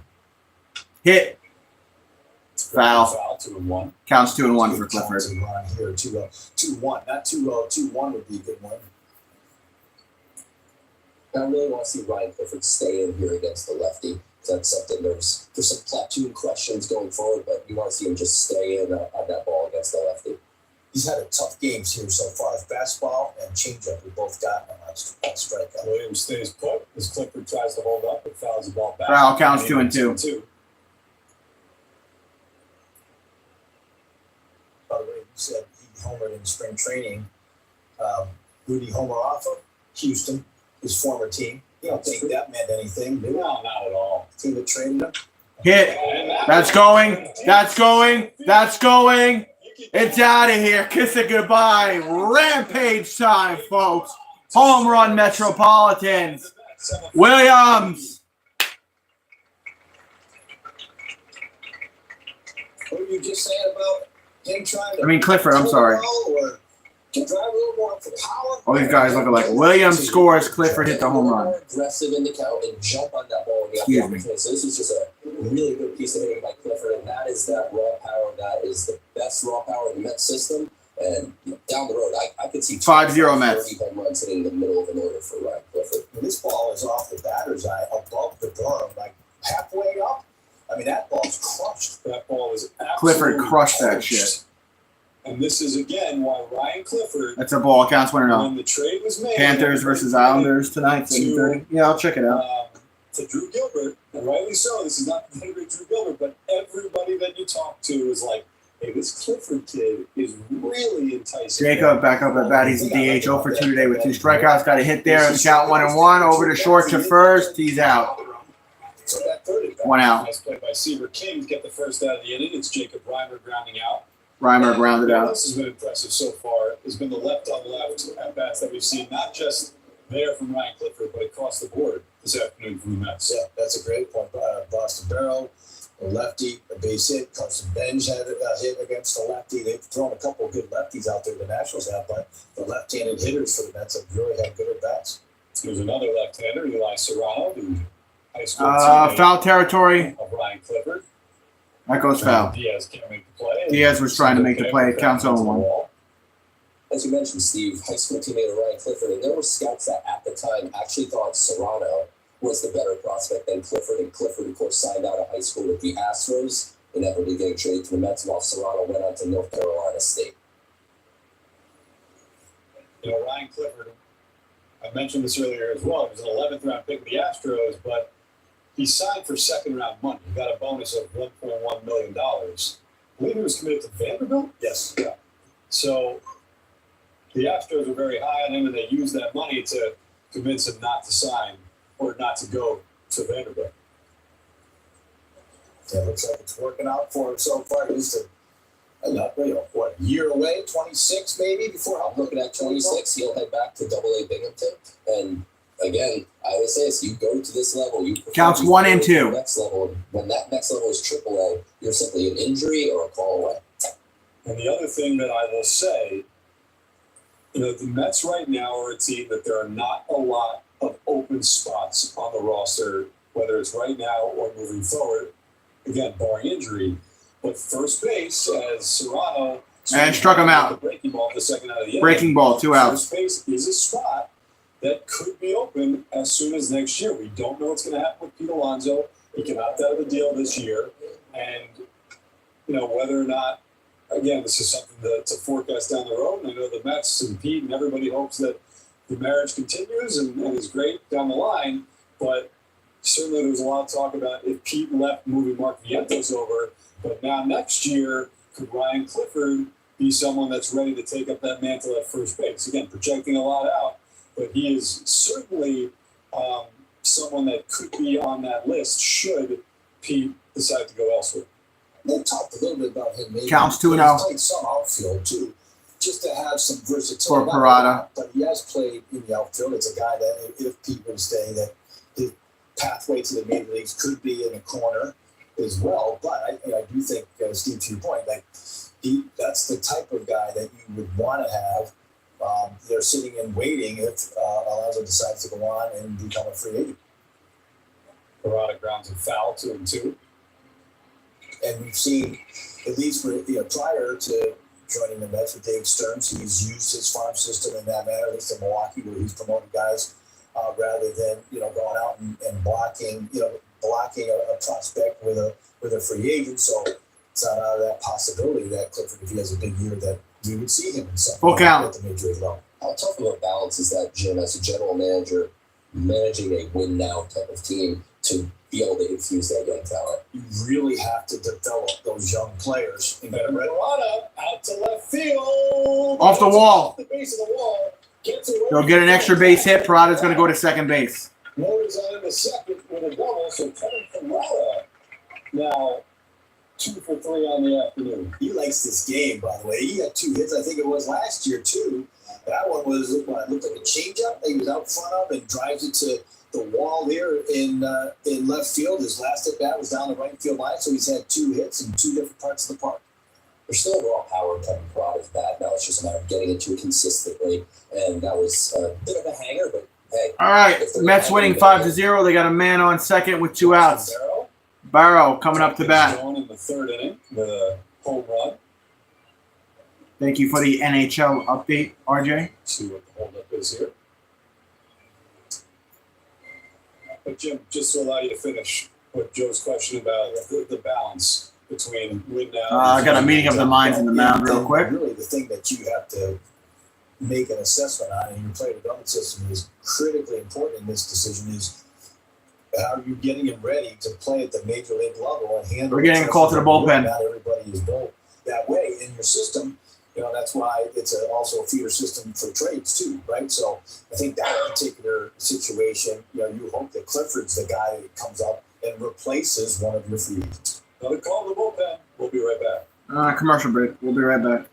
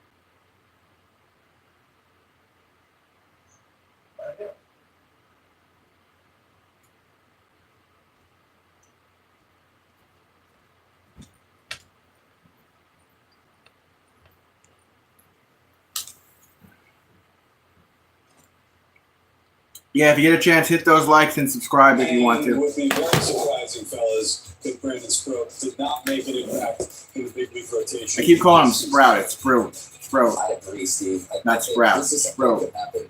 Maybe Sprout? Memorial Sprout. Day, if he could Whatever. go to AAA Syracuse and perform like he did prior to the AAA last year, which he ran to his first speed bump at that level. And we're talking to Mets Vice President of Player Development, Andy Green. That's a good thing, as surprising as that may be, because you want to face That's low. Counts 1-0. adversity, and you don't want that to be at the major league level. It does Schultz, sound 41 surprising games last season in the minors, 3-1 record, ERA 3.65, more and more you 49.1 innings to the pitched. front office of this current incarnation of the Mets. Hit, smacked it upward. Barrow again gets a hold of one.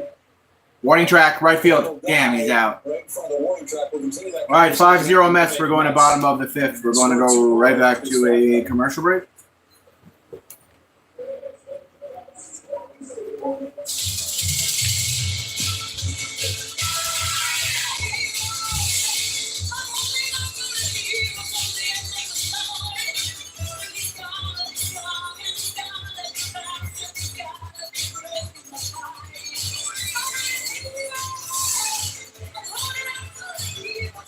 Now they're gonna have a freaking song in the background. Master anything. Damn The it! fastest wireless speeds from Spectrum.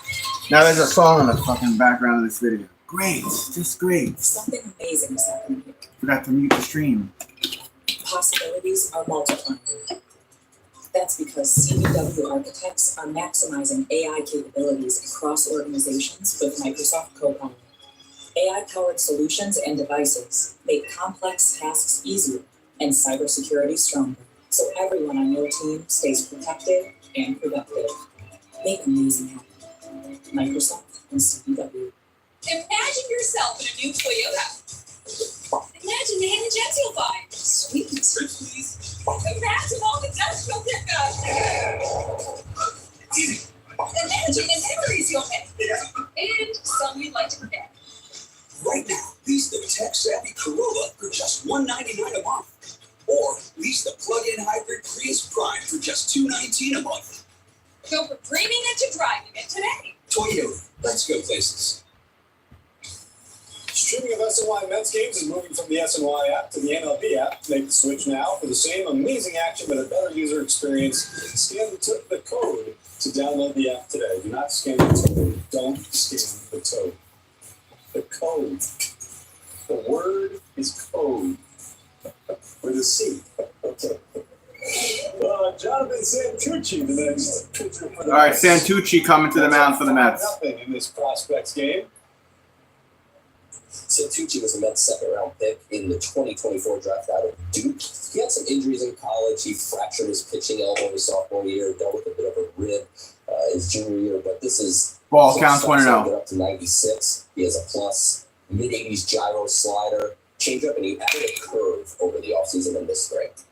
Ball counts Shouldn't 2-0. surprise anyone, considering he went to That's Duke. King up at bat, by the way, for the Nationals. How smart he is. Yes, yes, and he grew up in the Northeast as well, so that I think you can add more points to that 100% as well while you're Joe's never even left. Massachusetts native. I have been to Massachusetts. Counts 2-1. Jonathan Santucci, 22 years old, second round pick in 2024, facing off against Seaver King, the first round pick of the Nationals in that same draft. You know, guys, before Another we ball, start counts talking 3-1. About this organizational philosophy, and it's David Stern's on down, that they want to challenge their minor leaguers and push their minor leaguers to higher levels before they may be ready. Foul. So that they experience failure for the first time, Full count. not under the bright lights, and learn how to deal with it before getting up to the big leagues, where everybody goes through it at some point. I think that's a really good philosophy. I know some teams want to win. Sloppy more, hit. and so they'll hold guys Infield back. hit. But I like that philosophy. Bad throw. Nice attempt by He's going to second. Seaver King's going to go to second as nobody is backing up. Santucci Really? almost got King out with the glove, but the ball didn't follow. Little PFP action. They actually work on that play where the only real play that you can make is with the glove, the flip with the glove. it's the only way he was going to get him there. And then the glove came off. Unfortunately, the ball flew out. And like I said, no one backing up in that one. Heads up baseline there by King, seeing that the ball got away just enough so he could take second. When you look at that replay, and Toronto was really trying to get down there, but that ball was down the first base line a little bit. Yeah, that's really in no man's land right now. Maybe Bench could have gotten to it at that point, but I think that's a tough one as well. It just happened to be a perfectly placed ball that went over the first baseman. So Better Cox, the next batter off. But you were saying, Jim, that some organizations really try to win. But the Mets are taking a Ball counts 1-0 for Cox. yeah, I think you can do Man that on too, second right? for the Nats. No outs. Quantity and quality that the Mets are starting to accumulate. Cox is 2 for 2 on the day. Guys, and then you have a wave behind them that, the difference That's in, low. let's say, Counts 2-0.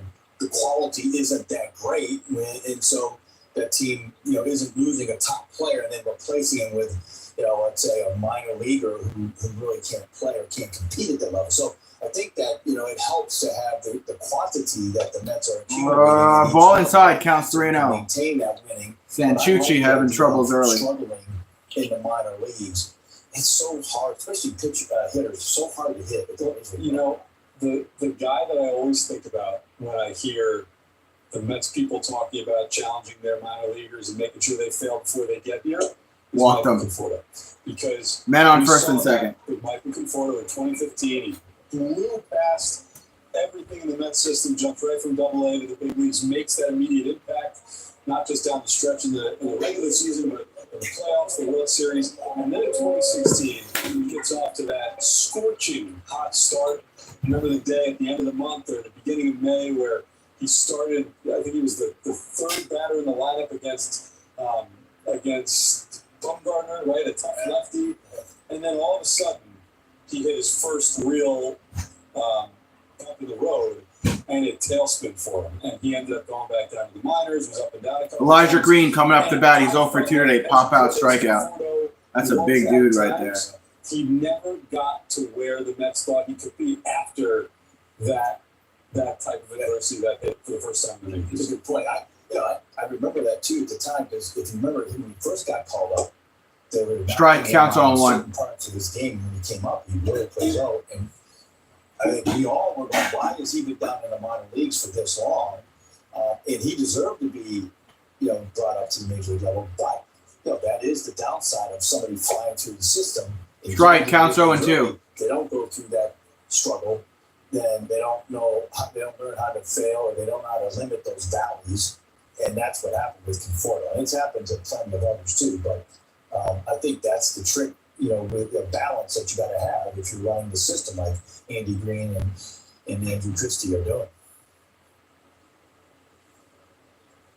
Some organizations, Jim, they set, you want a certain amount of at-bats or innings at each level before you go to the next one. And I think in the modern day game where Throw it to first, not in time for the pick. Related, you're able to make a decision on that information rather than just purely plate appearances or innings pitched. Well, and I like they have a feel for so we talked earlier about Clifford last year, and in Brooklyn, how much he struggled there. And normally you would have left him there or maybe considered sending him down. They moved him up, and there was a lot of question marks about why the organization moved him up. And there's a Grounded. reason for it. Out at second. Boston Barrel makes the play. Out at first. Double play. So a 5-4-3 double 5-4-3 double play. by Elijah Green, and there's 2 away now with a runner at third for the Nationals. Tell you what, that is a terrific double play. A play, to the left there of Romero. Really good throw. Boom. 2 outs and a man on third for the Really Nats. stands out there by Rodriguez. Terrific turn with a strong throw. What a turn with the baseline just barreling in on him, stayed in place and made a perfect throw first. So Santucci We're going to miss. Counts to 0-1. get out of a jam. First and second, nobody out to runner at third and 2 outs. Mets on top, 5-0.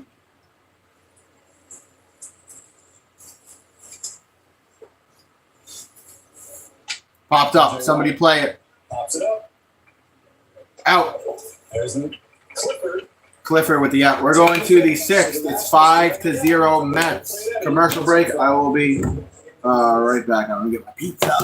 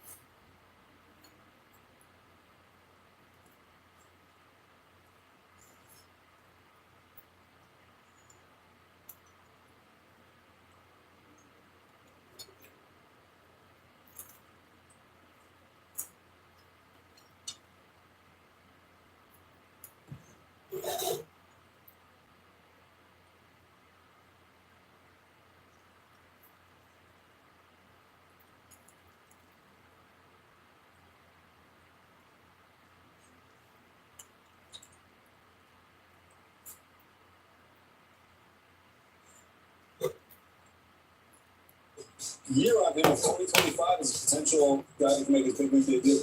Tidwell made it to the AAA level last year. I think he was really impacted a bit by the ABS system at that level. And he came into camp in really good shape in 2025. And he got a new catcher here for the Nats. Off the gym, we were talking about pitchers trying to add pitches. Blade was at times throwing 8 different pitches, and he's trimmed it back to 5, and his velocity was up. Touched 99 in spring training during that immaculate inning that he had in the big leagues. Big dude. Yeah, sometimes when you have that many pitches in the minor leagues, you don't have a chance to work on all of them, right? In the bullpen session. Is that a new catcher? Throwing strikes and commanding 3 or 4 pitches, and that's more important than having the extra pitch mix. When you get to the big league level, we saw the Seth Lugo and other guys were, you introduce 1 new pitch a year. I didn't see him out there before. How it ends up going. So I kind of like that idea of streamlining. Ball counts 1-0. Tidwell's doing it. The organization's getting him to do, and he should be better for it. It sounds like he's seeing a pretty good tick up in velocity too. So we're starting to see some subs now into the game as we head to the 6th inning. New batter for the Mets is counts 1-1. Well, it's not that guy. Let's get a shot here, Nationals. Okay. Counts 2-1. Come on, let's go. Next prospect here. Colin Hook, who was the Mets' first-round pick in 2023, number 32 overall at Parkview High School in Georgia. Hawk Hope is the PH. Season, played 112 games. Right now, counts 3-1 for him. 206 with an OPS of 610. Struck out 5 home runs, 51 RBAs in A last That was season. the 3rd most among Welcome. single-A batters. Really had a difficult time with non-fastballs. He certainly missed it over 50% of secondary offerings, but he walks to lead off this inning. So Colin Hope on for the Mets. From the same Hope? school that produced Hope? with Matt Olson and former Met Jeff Francoeur. I think that's his He's a name now. two-sport athlete. He was recruited by some SEC schools as both a quarterback and a baseball player. Still only 20, an above-average athlete with a strong work ethic. He's needs a bounce-back 2025. Simone Juan, the next batter up for the Mets. So Nick Morabito, his day is done after a 2-for-3. That's Juan. He's a PH. Foul counts on 1. International signing in 7 home runs, 29 RBIs in 50 games in the FCL. He's had a bit of an up and down start to his pro career, but 2024 was a step forward for him.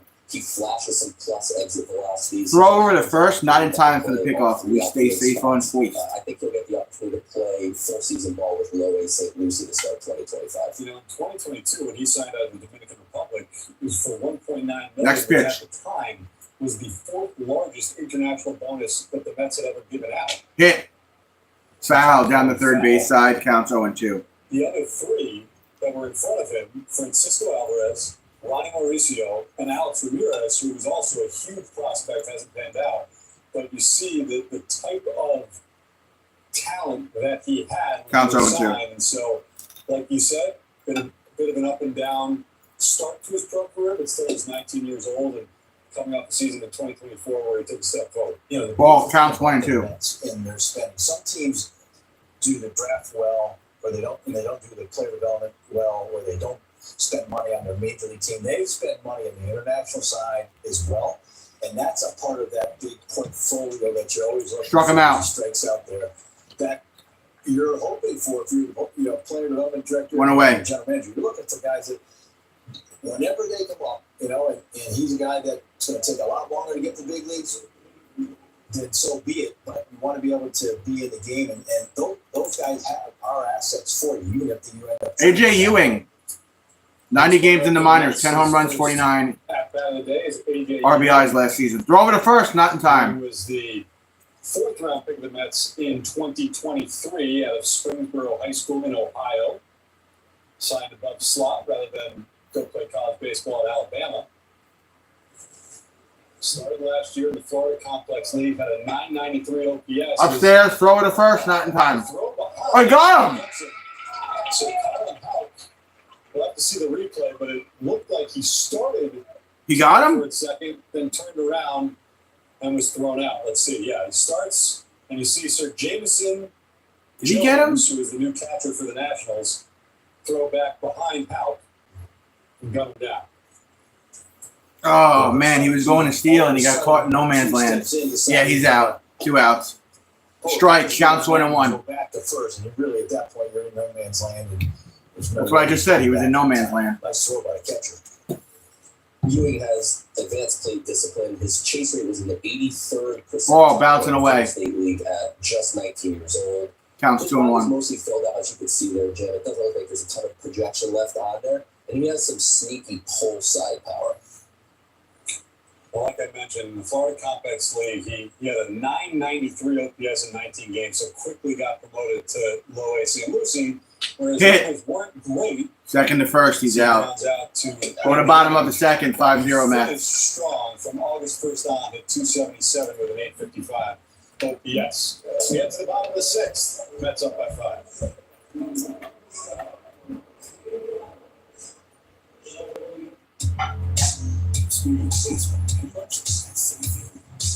VIP parking entrances, first class amenities and recycling with great food, wine, and sweets.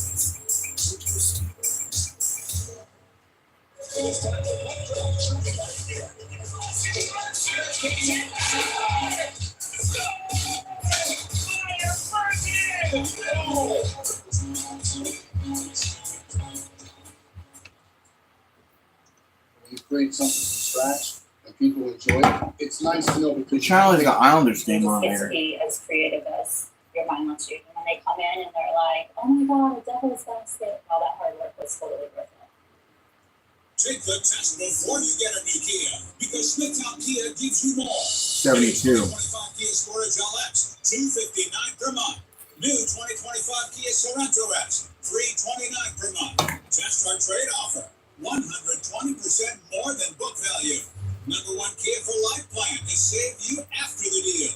More to take home. A free smart TV on same-day Kias. Steve Canada, Smithtown Kia.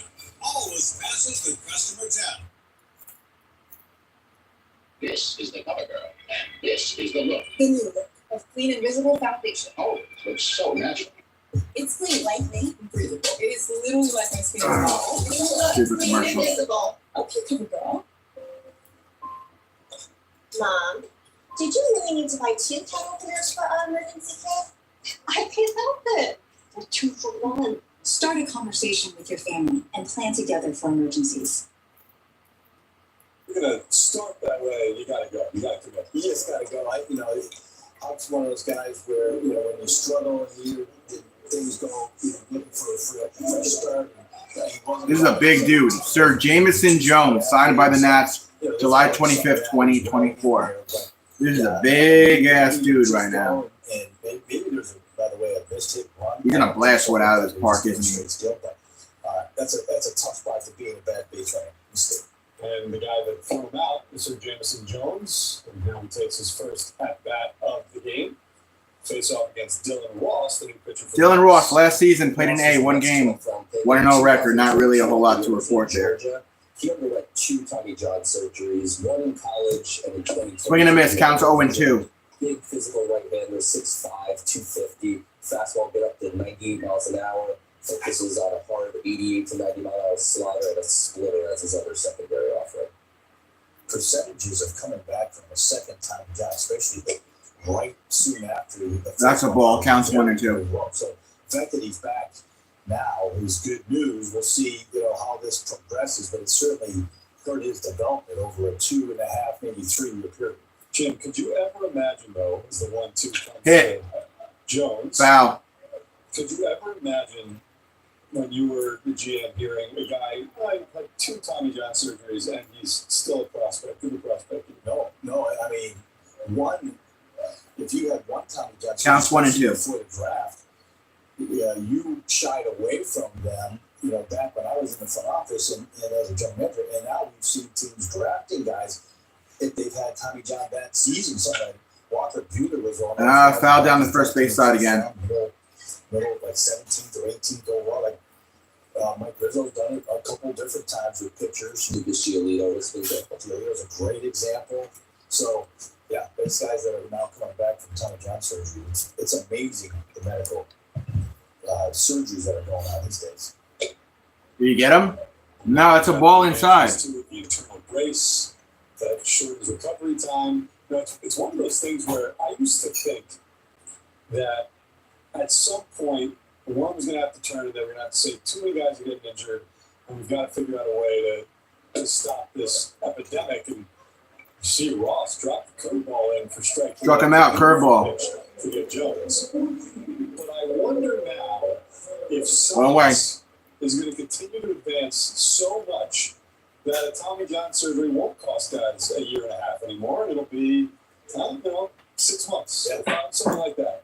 Well, we sat through a presentation with Major League Baseball identifying the time of the year that most of the Tommy Johns are happening in Major League Baseball. Glasser out to left field. That'll split the defenders and Bam. go up against the wall. So Glasser in with Glasser, extra base hit. Extra base hit. He's on base second. of the day for Glasser, on for the third time in this game.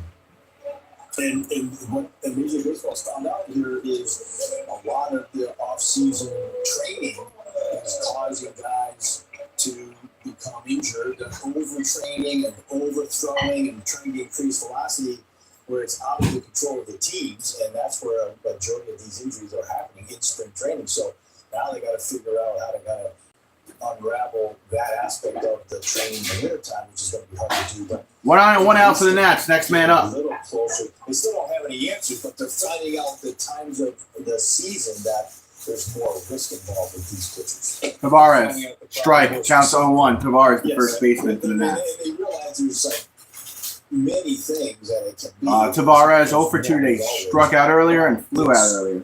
They at least have identified February, March as the highest periods of time where pitchers are injuring themselves. Hey, can't fix a problem if you don't get to the root cause of it. Swing and a miss. Counts 0-2. At the end of the day, though, and listen, it's very interesting. It makes a lot of sense. You're not under the supervision. There's a lot of pressure now to come into camp ready to go. You're not ramping up as much as you used to. But there's a pretty specific correlation between high velocity and ligaments tear. And the problem right now is that the incentive is far too high to throw hard. And so, Counts 1 and 2. I used to think at some point, an organization is going to say, well, we got to get guys that don't throw as hard, they're not as injury prone, but that's not go. And I think the correction is going to become more likely in medical advancement. Out at first. Hard throw. 2 outs and a man on third. That's not Jet Williams. No. But that ball was, I would say, was slung across the 2 outs and a man on third for the Nats. 12 pitches here for Ross. Again, if you're just joining us, it's a little difficult for us to pick up. Okay, so there we go. See who the... Thank you, Mass and cameras. That's Bohan Adderley from the Bahamas. Right? And I know you Cruz up at bat. He's 1 for 2 today with a single. We heard from Andy Green the other day about his upside. Swing and a miss. Adderley's a guy. He just Counts 0-1. look test, Jim. When you look at a player who looks like a big leaguer, Adderley's the kind of guy built very similarly to Ronnie Mauricio at the same age. 6'4", lanky. He hit the ball hard in the Dominican Republic. Solid athlete. He's going to play both. That's a ball. Counts 1-1. This year coming stateside. 47 games last year. He attempted 28 stolen bases, was successful 27 times. So, great athlete. But again, like I was saying, if you're just joining us, we are watching exactly what you are watching. We are up in New York, in the studio, watching the feed from our friends at Massey. Hit to the pitcher. First. Underhand toss. Out. We're going to the 7th. 5-0 Mets. A successful 6th inning for the Mets. If you guys get a chance, can you please hit the like on this stream? And if you want to, subscribe. Derek, hey, well, I need to lay low for a couple days. It's too much heat on this corner. Too much heat. I only paid for 102 something. Woo! Listen, Jimmy, I need to lay low for a few days. Why? Feels so right, it almost feels wrong. The Hyundai Getaway Sales Event. Lease an all-wheel drive Hyundai Tucson for $259 a month today. Welcome to Bob. Thanks. I know your MV mattress has luxurious hand tufting with temperature-regulating Tencel and gel-infused memory foam for the ultimate sleep experience, but it costs hundreds less than the other national brands. I mean, they're not exactly the same, but is theirs worth so much more? You be the judge. Oh, and you forgot about our 20-year warranty. That's 10 years more than theirs. You've really done your research. It's kind of my thing. When you get luxury sleep for less, there's only one thing to say. Oh my God! Damn, commercials, man.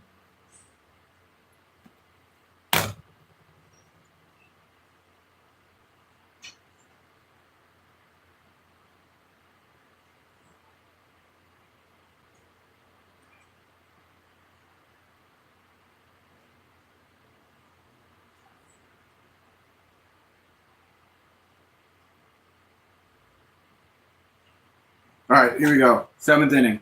All presented by Toyota is back looking to support local youth baseball and softball leagues. The deadline's today. If you know what you need, apply now at sny.tv/playball.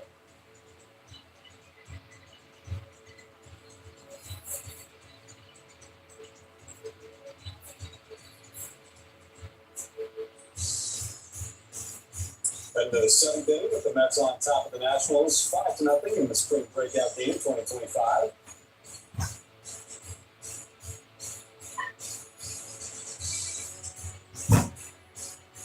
Anyone in particular that has stood out to you above all else so far?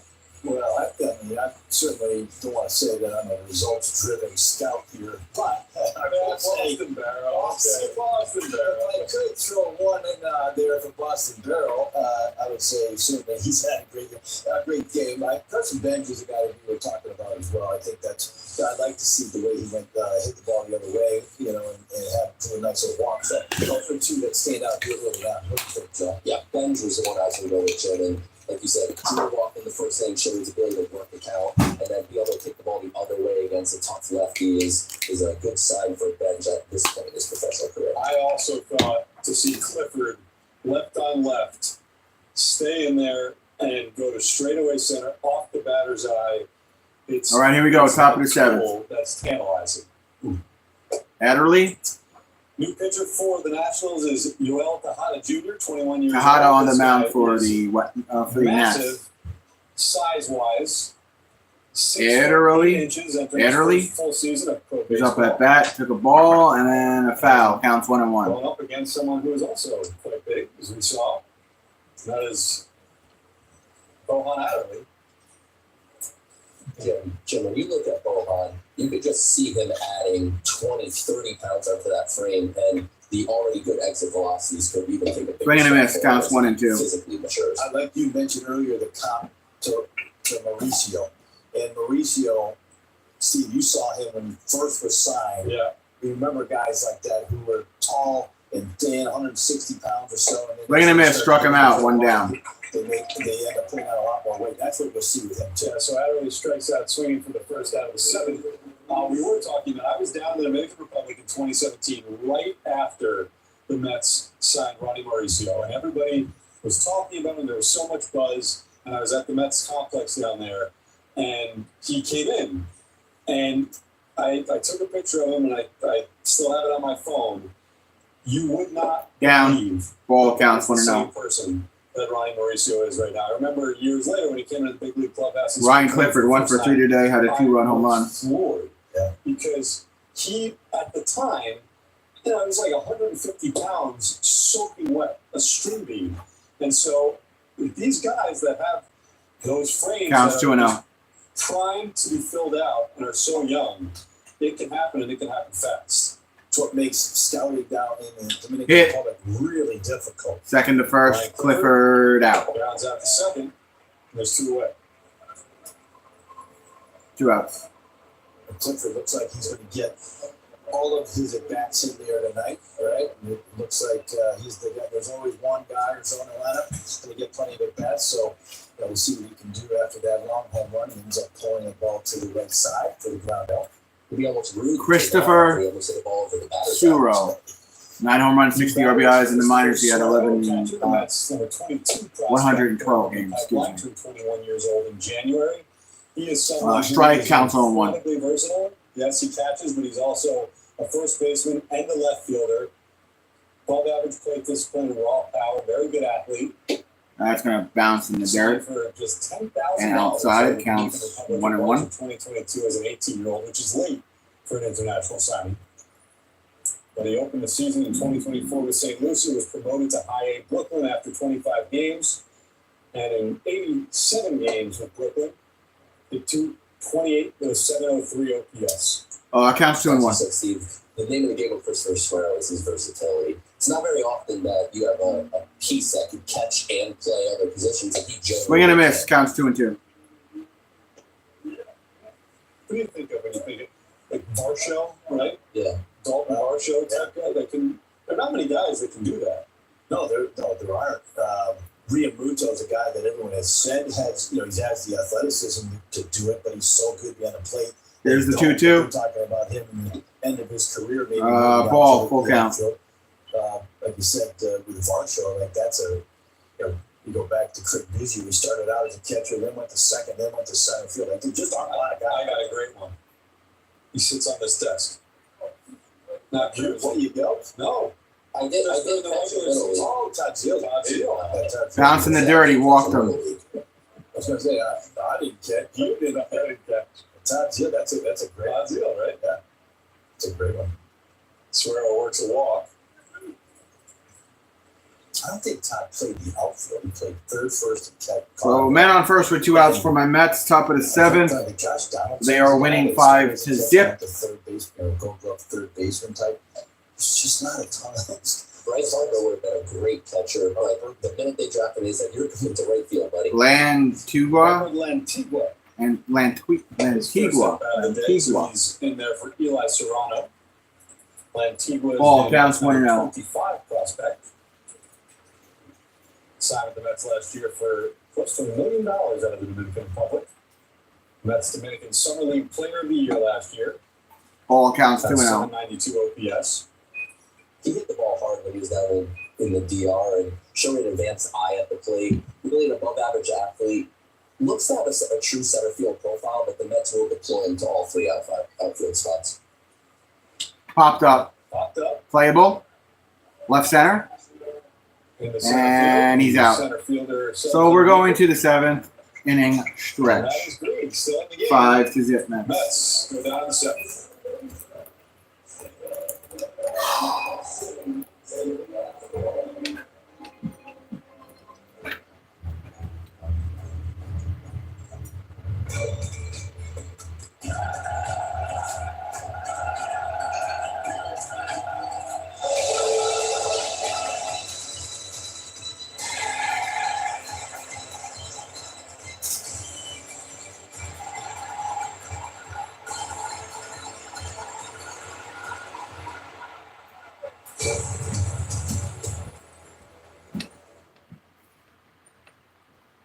Sudden landing is a tired. 55 and over.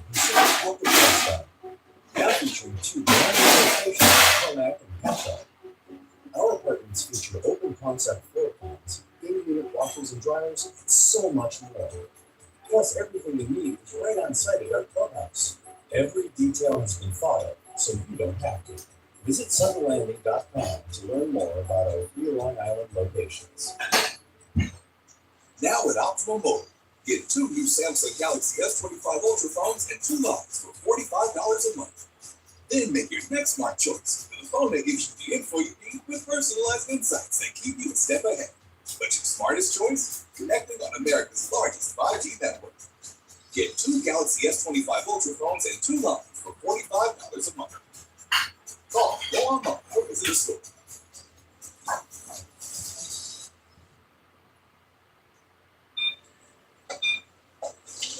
Attention supermarket shoppers, it's about time we paid everyday low prices, like at Aldi. Not increasingly high prices for potatoes. And these sales that aren't really sales. We're getting hustle, people.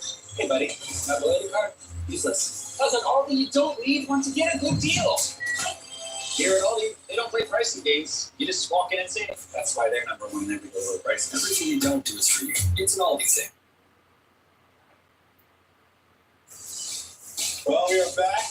Ryan Mauricio, we were talking a little bit about him before. The cop, Bohan Adderley, and Ryan Mauricio won't play in any spring training games this year. That was news out of Mets camp today, but the Mets hoping that sooner rather than later he'll get back into some games in the minor leagues, and sooner Rather than later, he'll be back in the big leagues where he made an impact in 2023. Here's Ryan Lambert, and you know what? I'm not even going to give you anything about it because our guy Joe DeMayo has been Counts 1-1. so excited about Ryan Lambert being in this game. I'm going to let Joe Might be a family member of yours. He is not, but he was the 8th round pick in the 2024 draft out of the University of Oklahoma, or Oklahoma University, I should say. We're going to miss counts 1 and 2. I have for you. How many raw eggs do you think you could drink in one sitting? Well, I eat eggs. That's Lambert on the mound for the Mets, and that's Diaz, the third baseman, up for the Nats. Counts 1 and 2. Ryan Lambert wanted to A little too high. Counts 2 and 2. He went through a stage where he bulked up by drinking 30 eggs a day for a month, Rocky style. 30 style. 30 eggs a day? 10 when he woke up in the morning, 10 after his workout, and 10 before bed. And did a couple other drills, and this is one of the biggest power relief arms in the system. He averaged 98 miles an hour on the fastball, got up to 88, 90. He needs to focus on throwing some more Full count. But he's the kind of guy, when he gets on the mound, he is truly max effort at all times. 98 to 102. That's a foul. Velocity here at the stadium in West Palm Beach, but that pitch right there had some extra velocity on it. How thin was he to choke down 30 eggs per day for a month? I don't know how thin he was, but boy, if it helped him get the 102, good on him. So I will Foul. say Keep this. the count I full. anticipated a lot of things going into this broadcast. I did not anticipate Googling in the middle of the broadcast how much protein is in a raw egg. Yeah. 6.3 grams. So that means that he was drinking 189 grams of protein out of these raw eggs per day. Now, for those Ball on the who may outside not low. know, as Lambert Walked him. walks the 9 batter, Randall Diaz, to lead off the bottom of the 7th. What you're generally looking to do, I believe, is 1 gram of protein per 1 pound of body weight. That's what you're looking to do, right? So just on eggs alone, he'd be good at 189. You're talking, I mean, if he threw a steak in there, forget it. He likes to eat elk as well, Steve. Rolled up right field. Nats have men on first and 2 second. runners on against Lambert. Might be That was King that just got that hit. Today. Get that fastball up a tick. So far, little hittable, but unfortunately, this ball trying to go up. He goes right down the middle. Nice piece of hitting going the other way on that hit. And yeah, Lambert's in a little bit of trouble, but that's a heck of a story. That's a great story. I'm glad that he got into the game too. I will say this: I've heard that minor leaguers don't get paid all that well. Like Anthony DiComo, he did a great story today about Hayden Sanger, who may make the Mets roster now that Francisco Alvarez is out for a little bit. But Hayden Sanger, in the off seasons, he has been working at Whole Foods to make ends meet.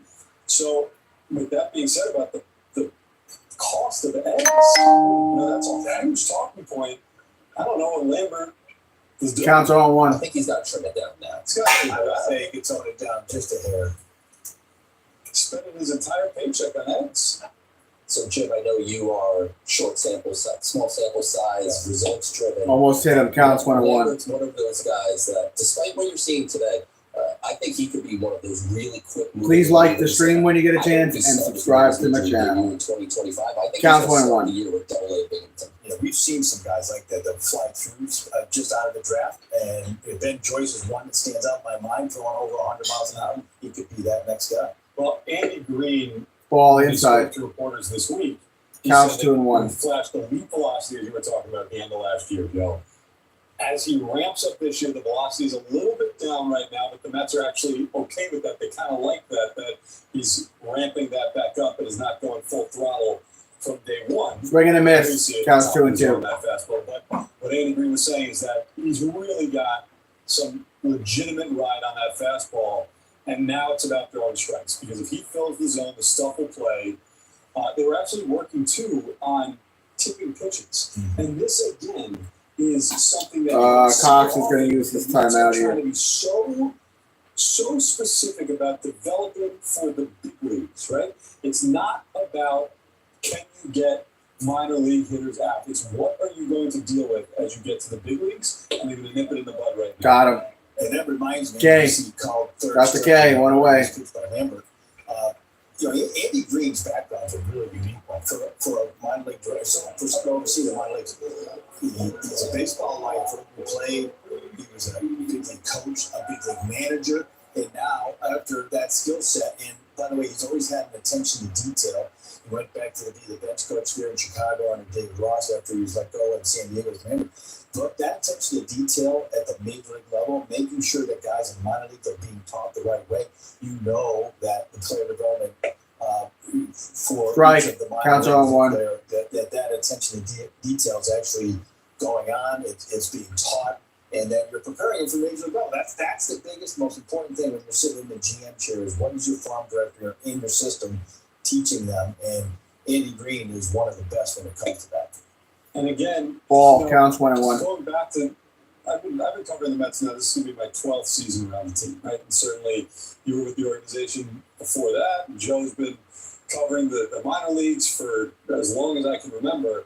One of the criticisms Swing and a miss, counts 1 and 2. This was that you had these guys with a lot of talent. They would get to the big leagues, and there would be these things that should have been worked out in the minors that were really hurting them. So whether that was Syndergaard not being able to hold runners on, right? Steven Matz, the same deal. Ed Rosario, remember he had this glove. Green's going to step out of the box. Glove where people, when he got to the big leagues, were saying on the coaching staff, how did nobody deal with that and work out that kink in the minor leagues? And so it's one thing to get the talent into the system, but it's another thing to develop it properly.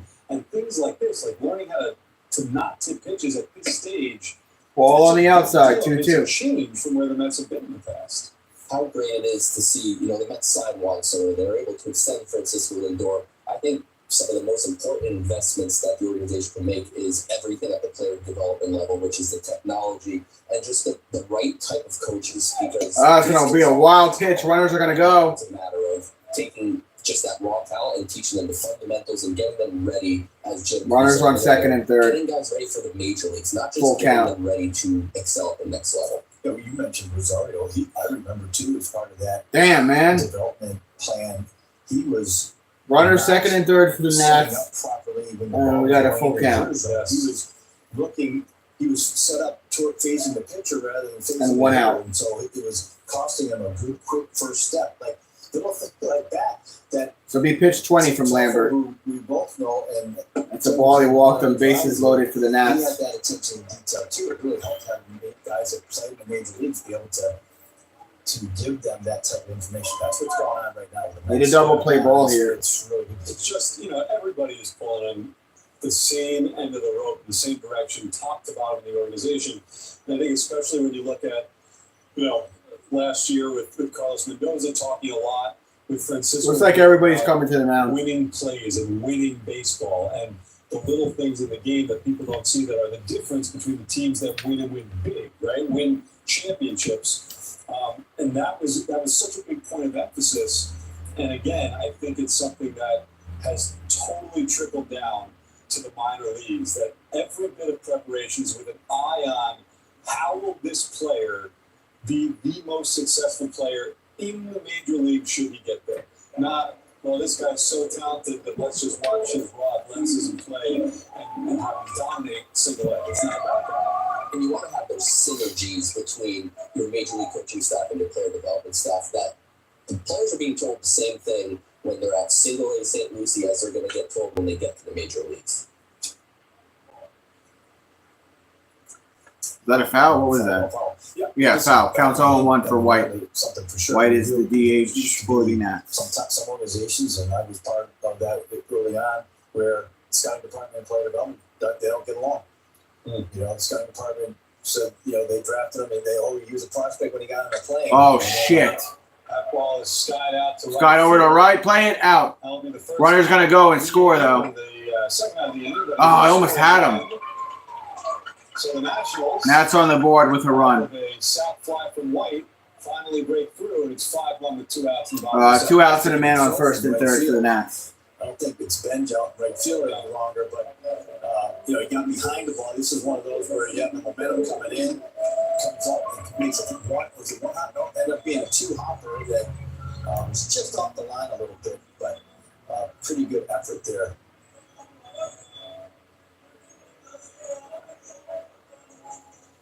When you talk about, Jim, it's kind of the scouting and player development not being on the same page. The best teams now, it's not just scouting and player development being on the same page, but now you bring the analytics team into the fold. And the Mets have done a really good job over the last few years of blending the analytics team into the draft process. And a runner just stole second. Player development staff have a bit of a say on the type of players they're drafting, not just the scouts picking the players and saying, you figure it out. By the way, the throw is from Simone Juan, who's playing in right field now. I believe Antigua is in the left. I'm not sure who the center fielder is. Again, we're somewhat at the mercy here right now of the shots that we're getting from the Nationals. Strike, counts 1-1. Listen, rightfully so. The Nationals are focused on the Nationals. That's Jones up at bat. Paying attention to detail. You know, they've revamped this. Please subscribe when you get the chance. I love getting new subscribers. Helps me out a ton. Swing and a miss from Jones. Counts 1-2. Now, which was really just kind of getting off the ground. So 25 pitches from Lambert. Pitching so far, development-wise, has been ahead of the hitting. But there's other aspects, like playing the game the right way, the attention to detail that we've been just talking about. That being taught. That's sometimes they call it a ball. Counts 2-2. Also comes with pushing guys through the system a little bit. You have to make sure. And by the way, you're still developing at the major league level these days. It's just not as much for the Mets right now since they're in that win now mode. 2 on, 2 outs. The 2-2. Got him. So there's that good fastball. 3 outs. We're going to the 8th. 5-1 Mets. Commercial break. Score 1, but it's still 5-1 through 7 Mets. 5-1 Mets. Headed to the 8th.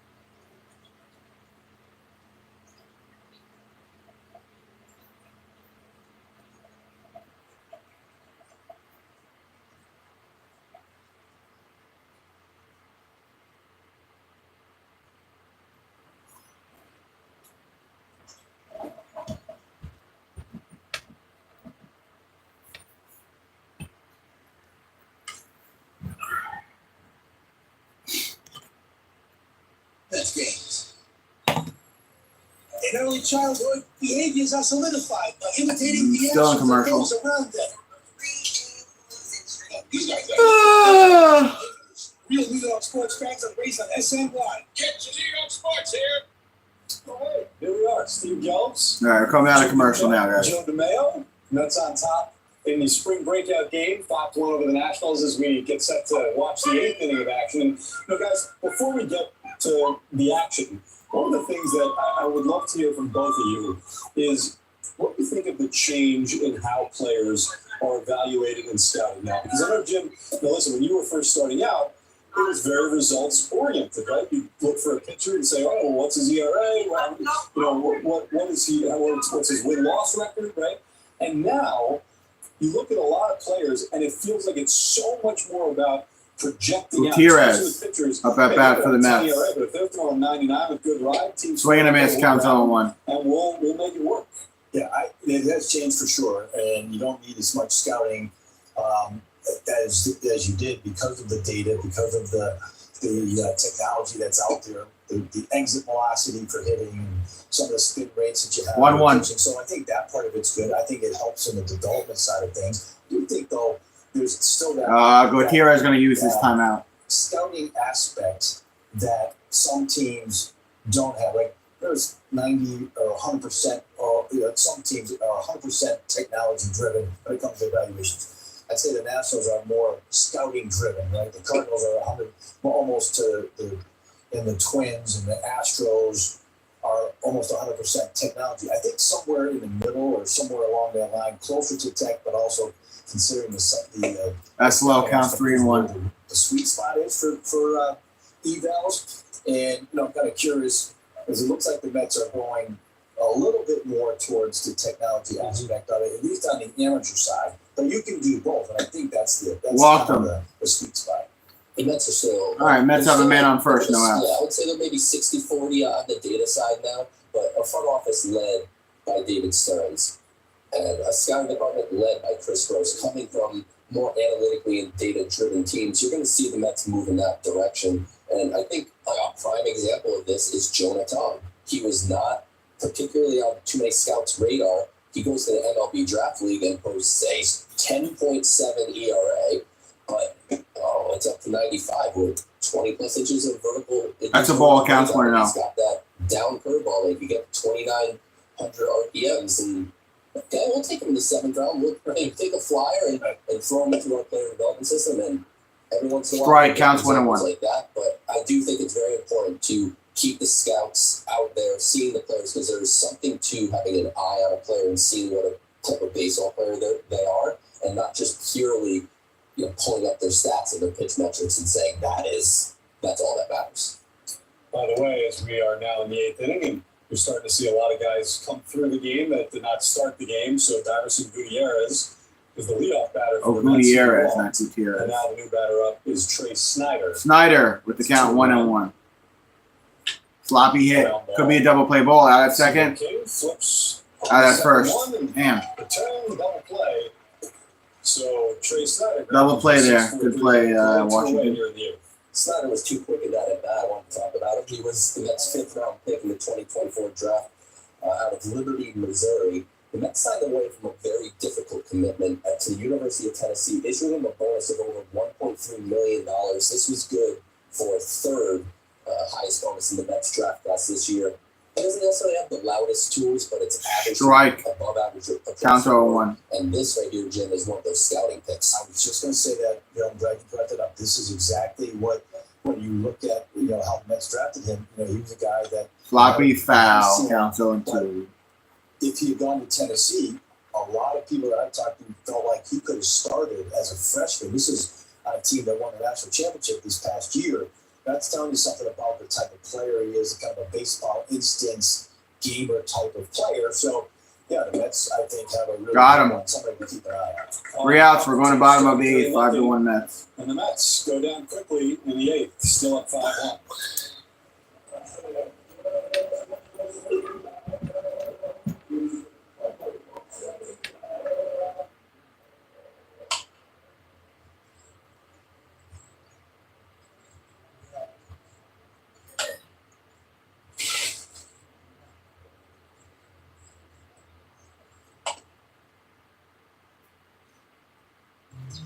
It's morning. Time to make the call.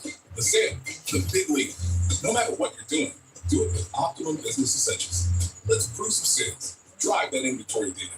Do it safely with our reliable, secure internet. Network interruptions? No, you got business connection backup. Get it all starting at $90 a month. Now, take a deep breath. You've earned it. And you're ready to do it all again tomorrow. Optimum Business. Call or visit us online today. For decades, I've taught you everything I know. How to safely build a fire. And how to control the flames. But I can only teach wildfire prevention. Only you can prevent wildfires.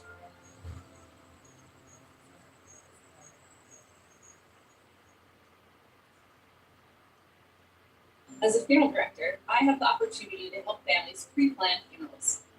This gives you peace of mind that everything is taken care of long before the need arises. When something does happen, your family can concentrate on the memories, not the details. When you pre-plan with us, you have our word that we will be there for you when you need us the most. Maloney Family Funeral Homes, a name you can trust. Ask for our free pre-planning toolkit. And you shouldn't assume, but the assumption is that this game is over at the end of 7.5 with the Mets up 5-1. Yep. Clifford Coleman said, yeah, it's done. That's it. That's the universal. Yeah. That's enough. That's enough. Yeah. This game was supposed to be 9 innings. It was 7 innings last year. We're now just slowly progressing towards that 9 innings. So we went 7.5. So next year we'll target 8. Yeah. Talking about doing, it's a discipline. Is it talking about having it be a tournament where you might play 3 or 4 games and they have a winner in the state of Florida and a winner in Arizona. This is Major League Baseball now. And the winner of it overall would get a first-round draft pick at the end of this. So when you just sit there, and I had the same reaction, like, oh, really, this isn't going to work. And then when you throw potential first-round pick into that, everyone goes, oh, that's interesting. Oh, yeah. So stay tuned. But that's what Major League Baseball every big prospect. plans are. Exactly. Wow. But you know what? It also goes to show how far the interest in prospects has come, right? Because, listen, I mean, Joe was at the forefront of all this, but when you were first starting out, nobody would have cared like this. And now fans, I mean, Mets fans right now, with the Major League team looking stellar, they all want to see what's going on down in the farm. When I first started, I thought I was just talking to a wall, to be honest with you. But it has grown exponentially. I don't particularly like that whole first-round pick award, but let's use the Dodgers as an example. They are one of the best farm systems in all of baseball, and they have all these fantastic Major League players. We really don't need to be rewarding the Dodgers with an additional first-round pick. But I do think adding some sense of an incentive to this in a tournament format, I think would increase some interest in it for sure. All right, so Mets win in a shortened game, 5-1. Overall takeaway. Oh, the game's over. While the Mets top prospects are pretty good, I thought. Well, I like the guy that Joe It was a shortened game. on the pitching side. So that'll do it for me, guys. I'm going to go take a shower and go to bed and get ready for work and all that bullshit. First 2 innings. 5-1. Mets pitchers today threw well. They pitched well with runners and scoring. 5-1 is the final for the Mets. So did Santucci for me. And, I think position player-wise, we both agreed. I guess it was shortened somehow. I don't even know how You can't that works. But, so maybe I'll see you guys tomorrow for a little bit, and then I will definitely see you Thursday for the Mets game. So enjoy the rest of your Sunday. Enjoy the rest of your weekend. Let's go, Mets! And we talked about Boston Barrow, of course, but a couple others. Nick Morvita kind of showing the type of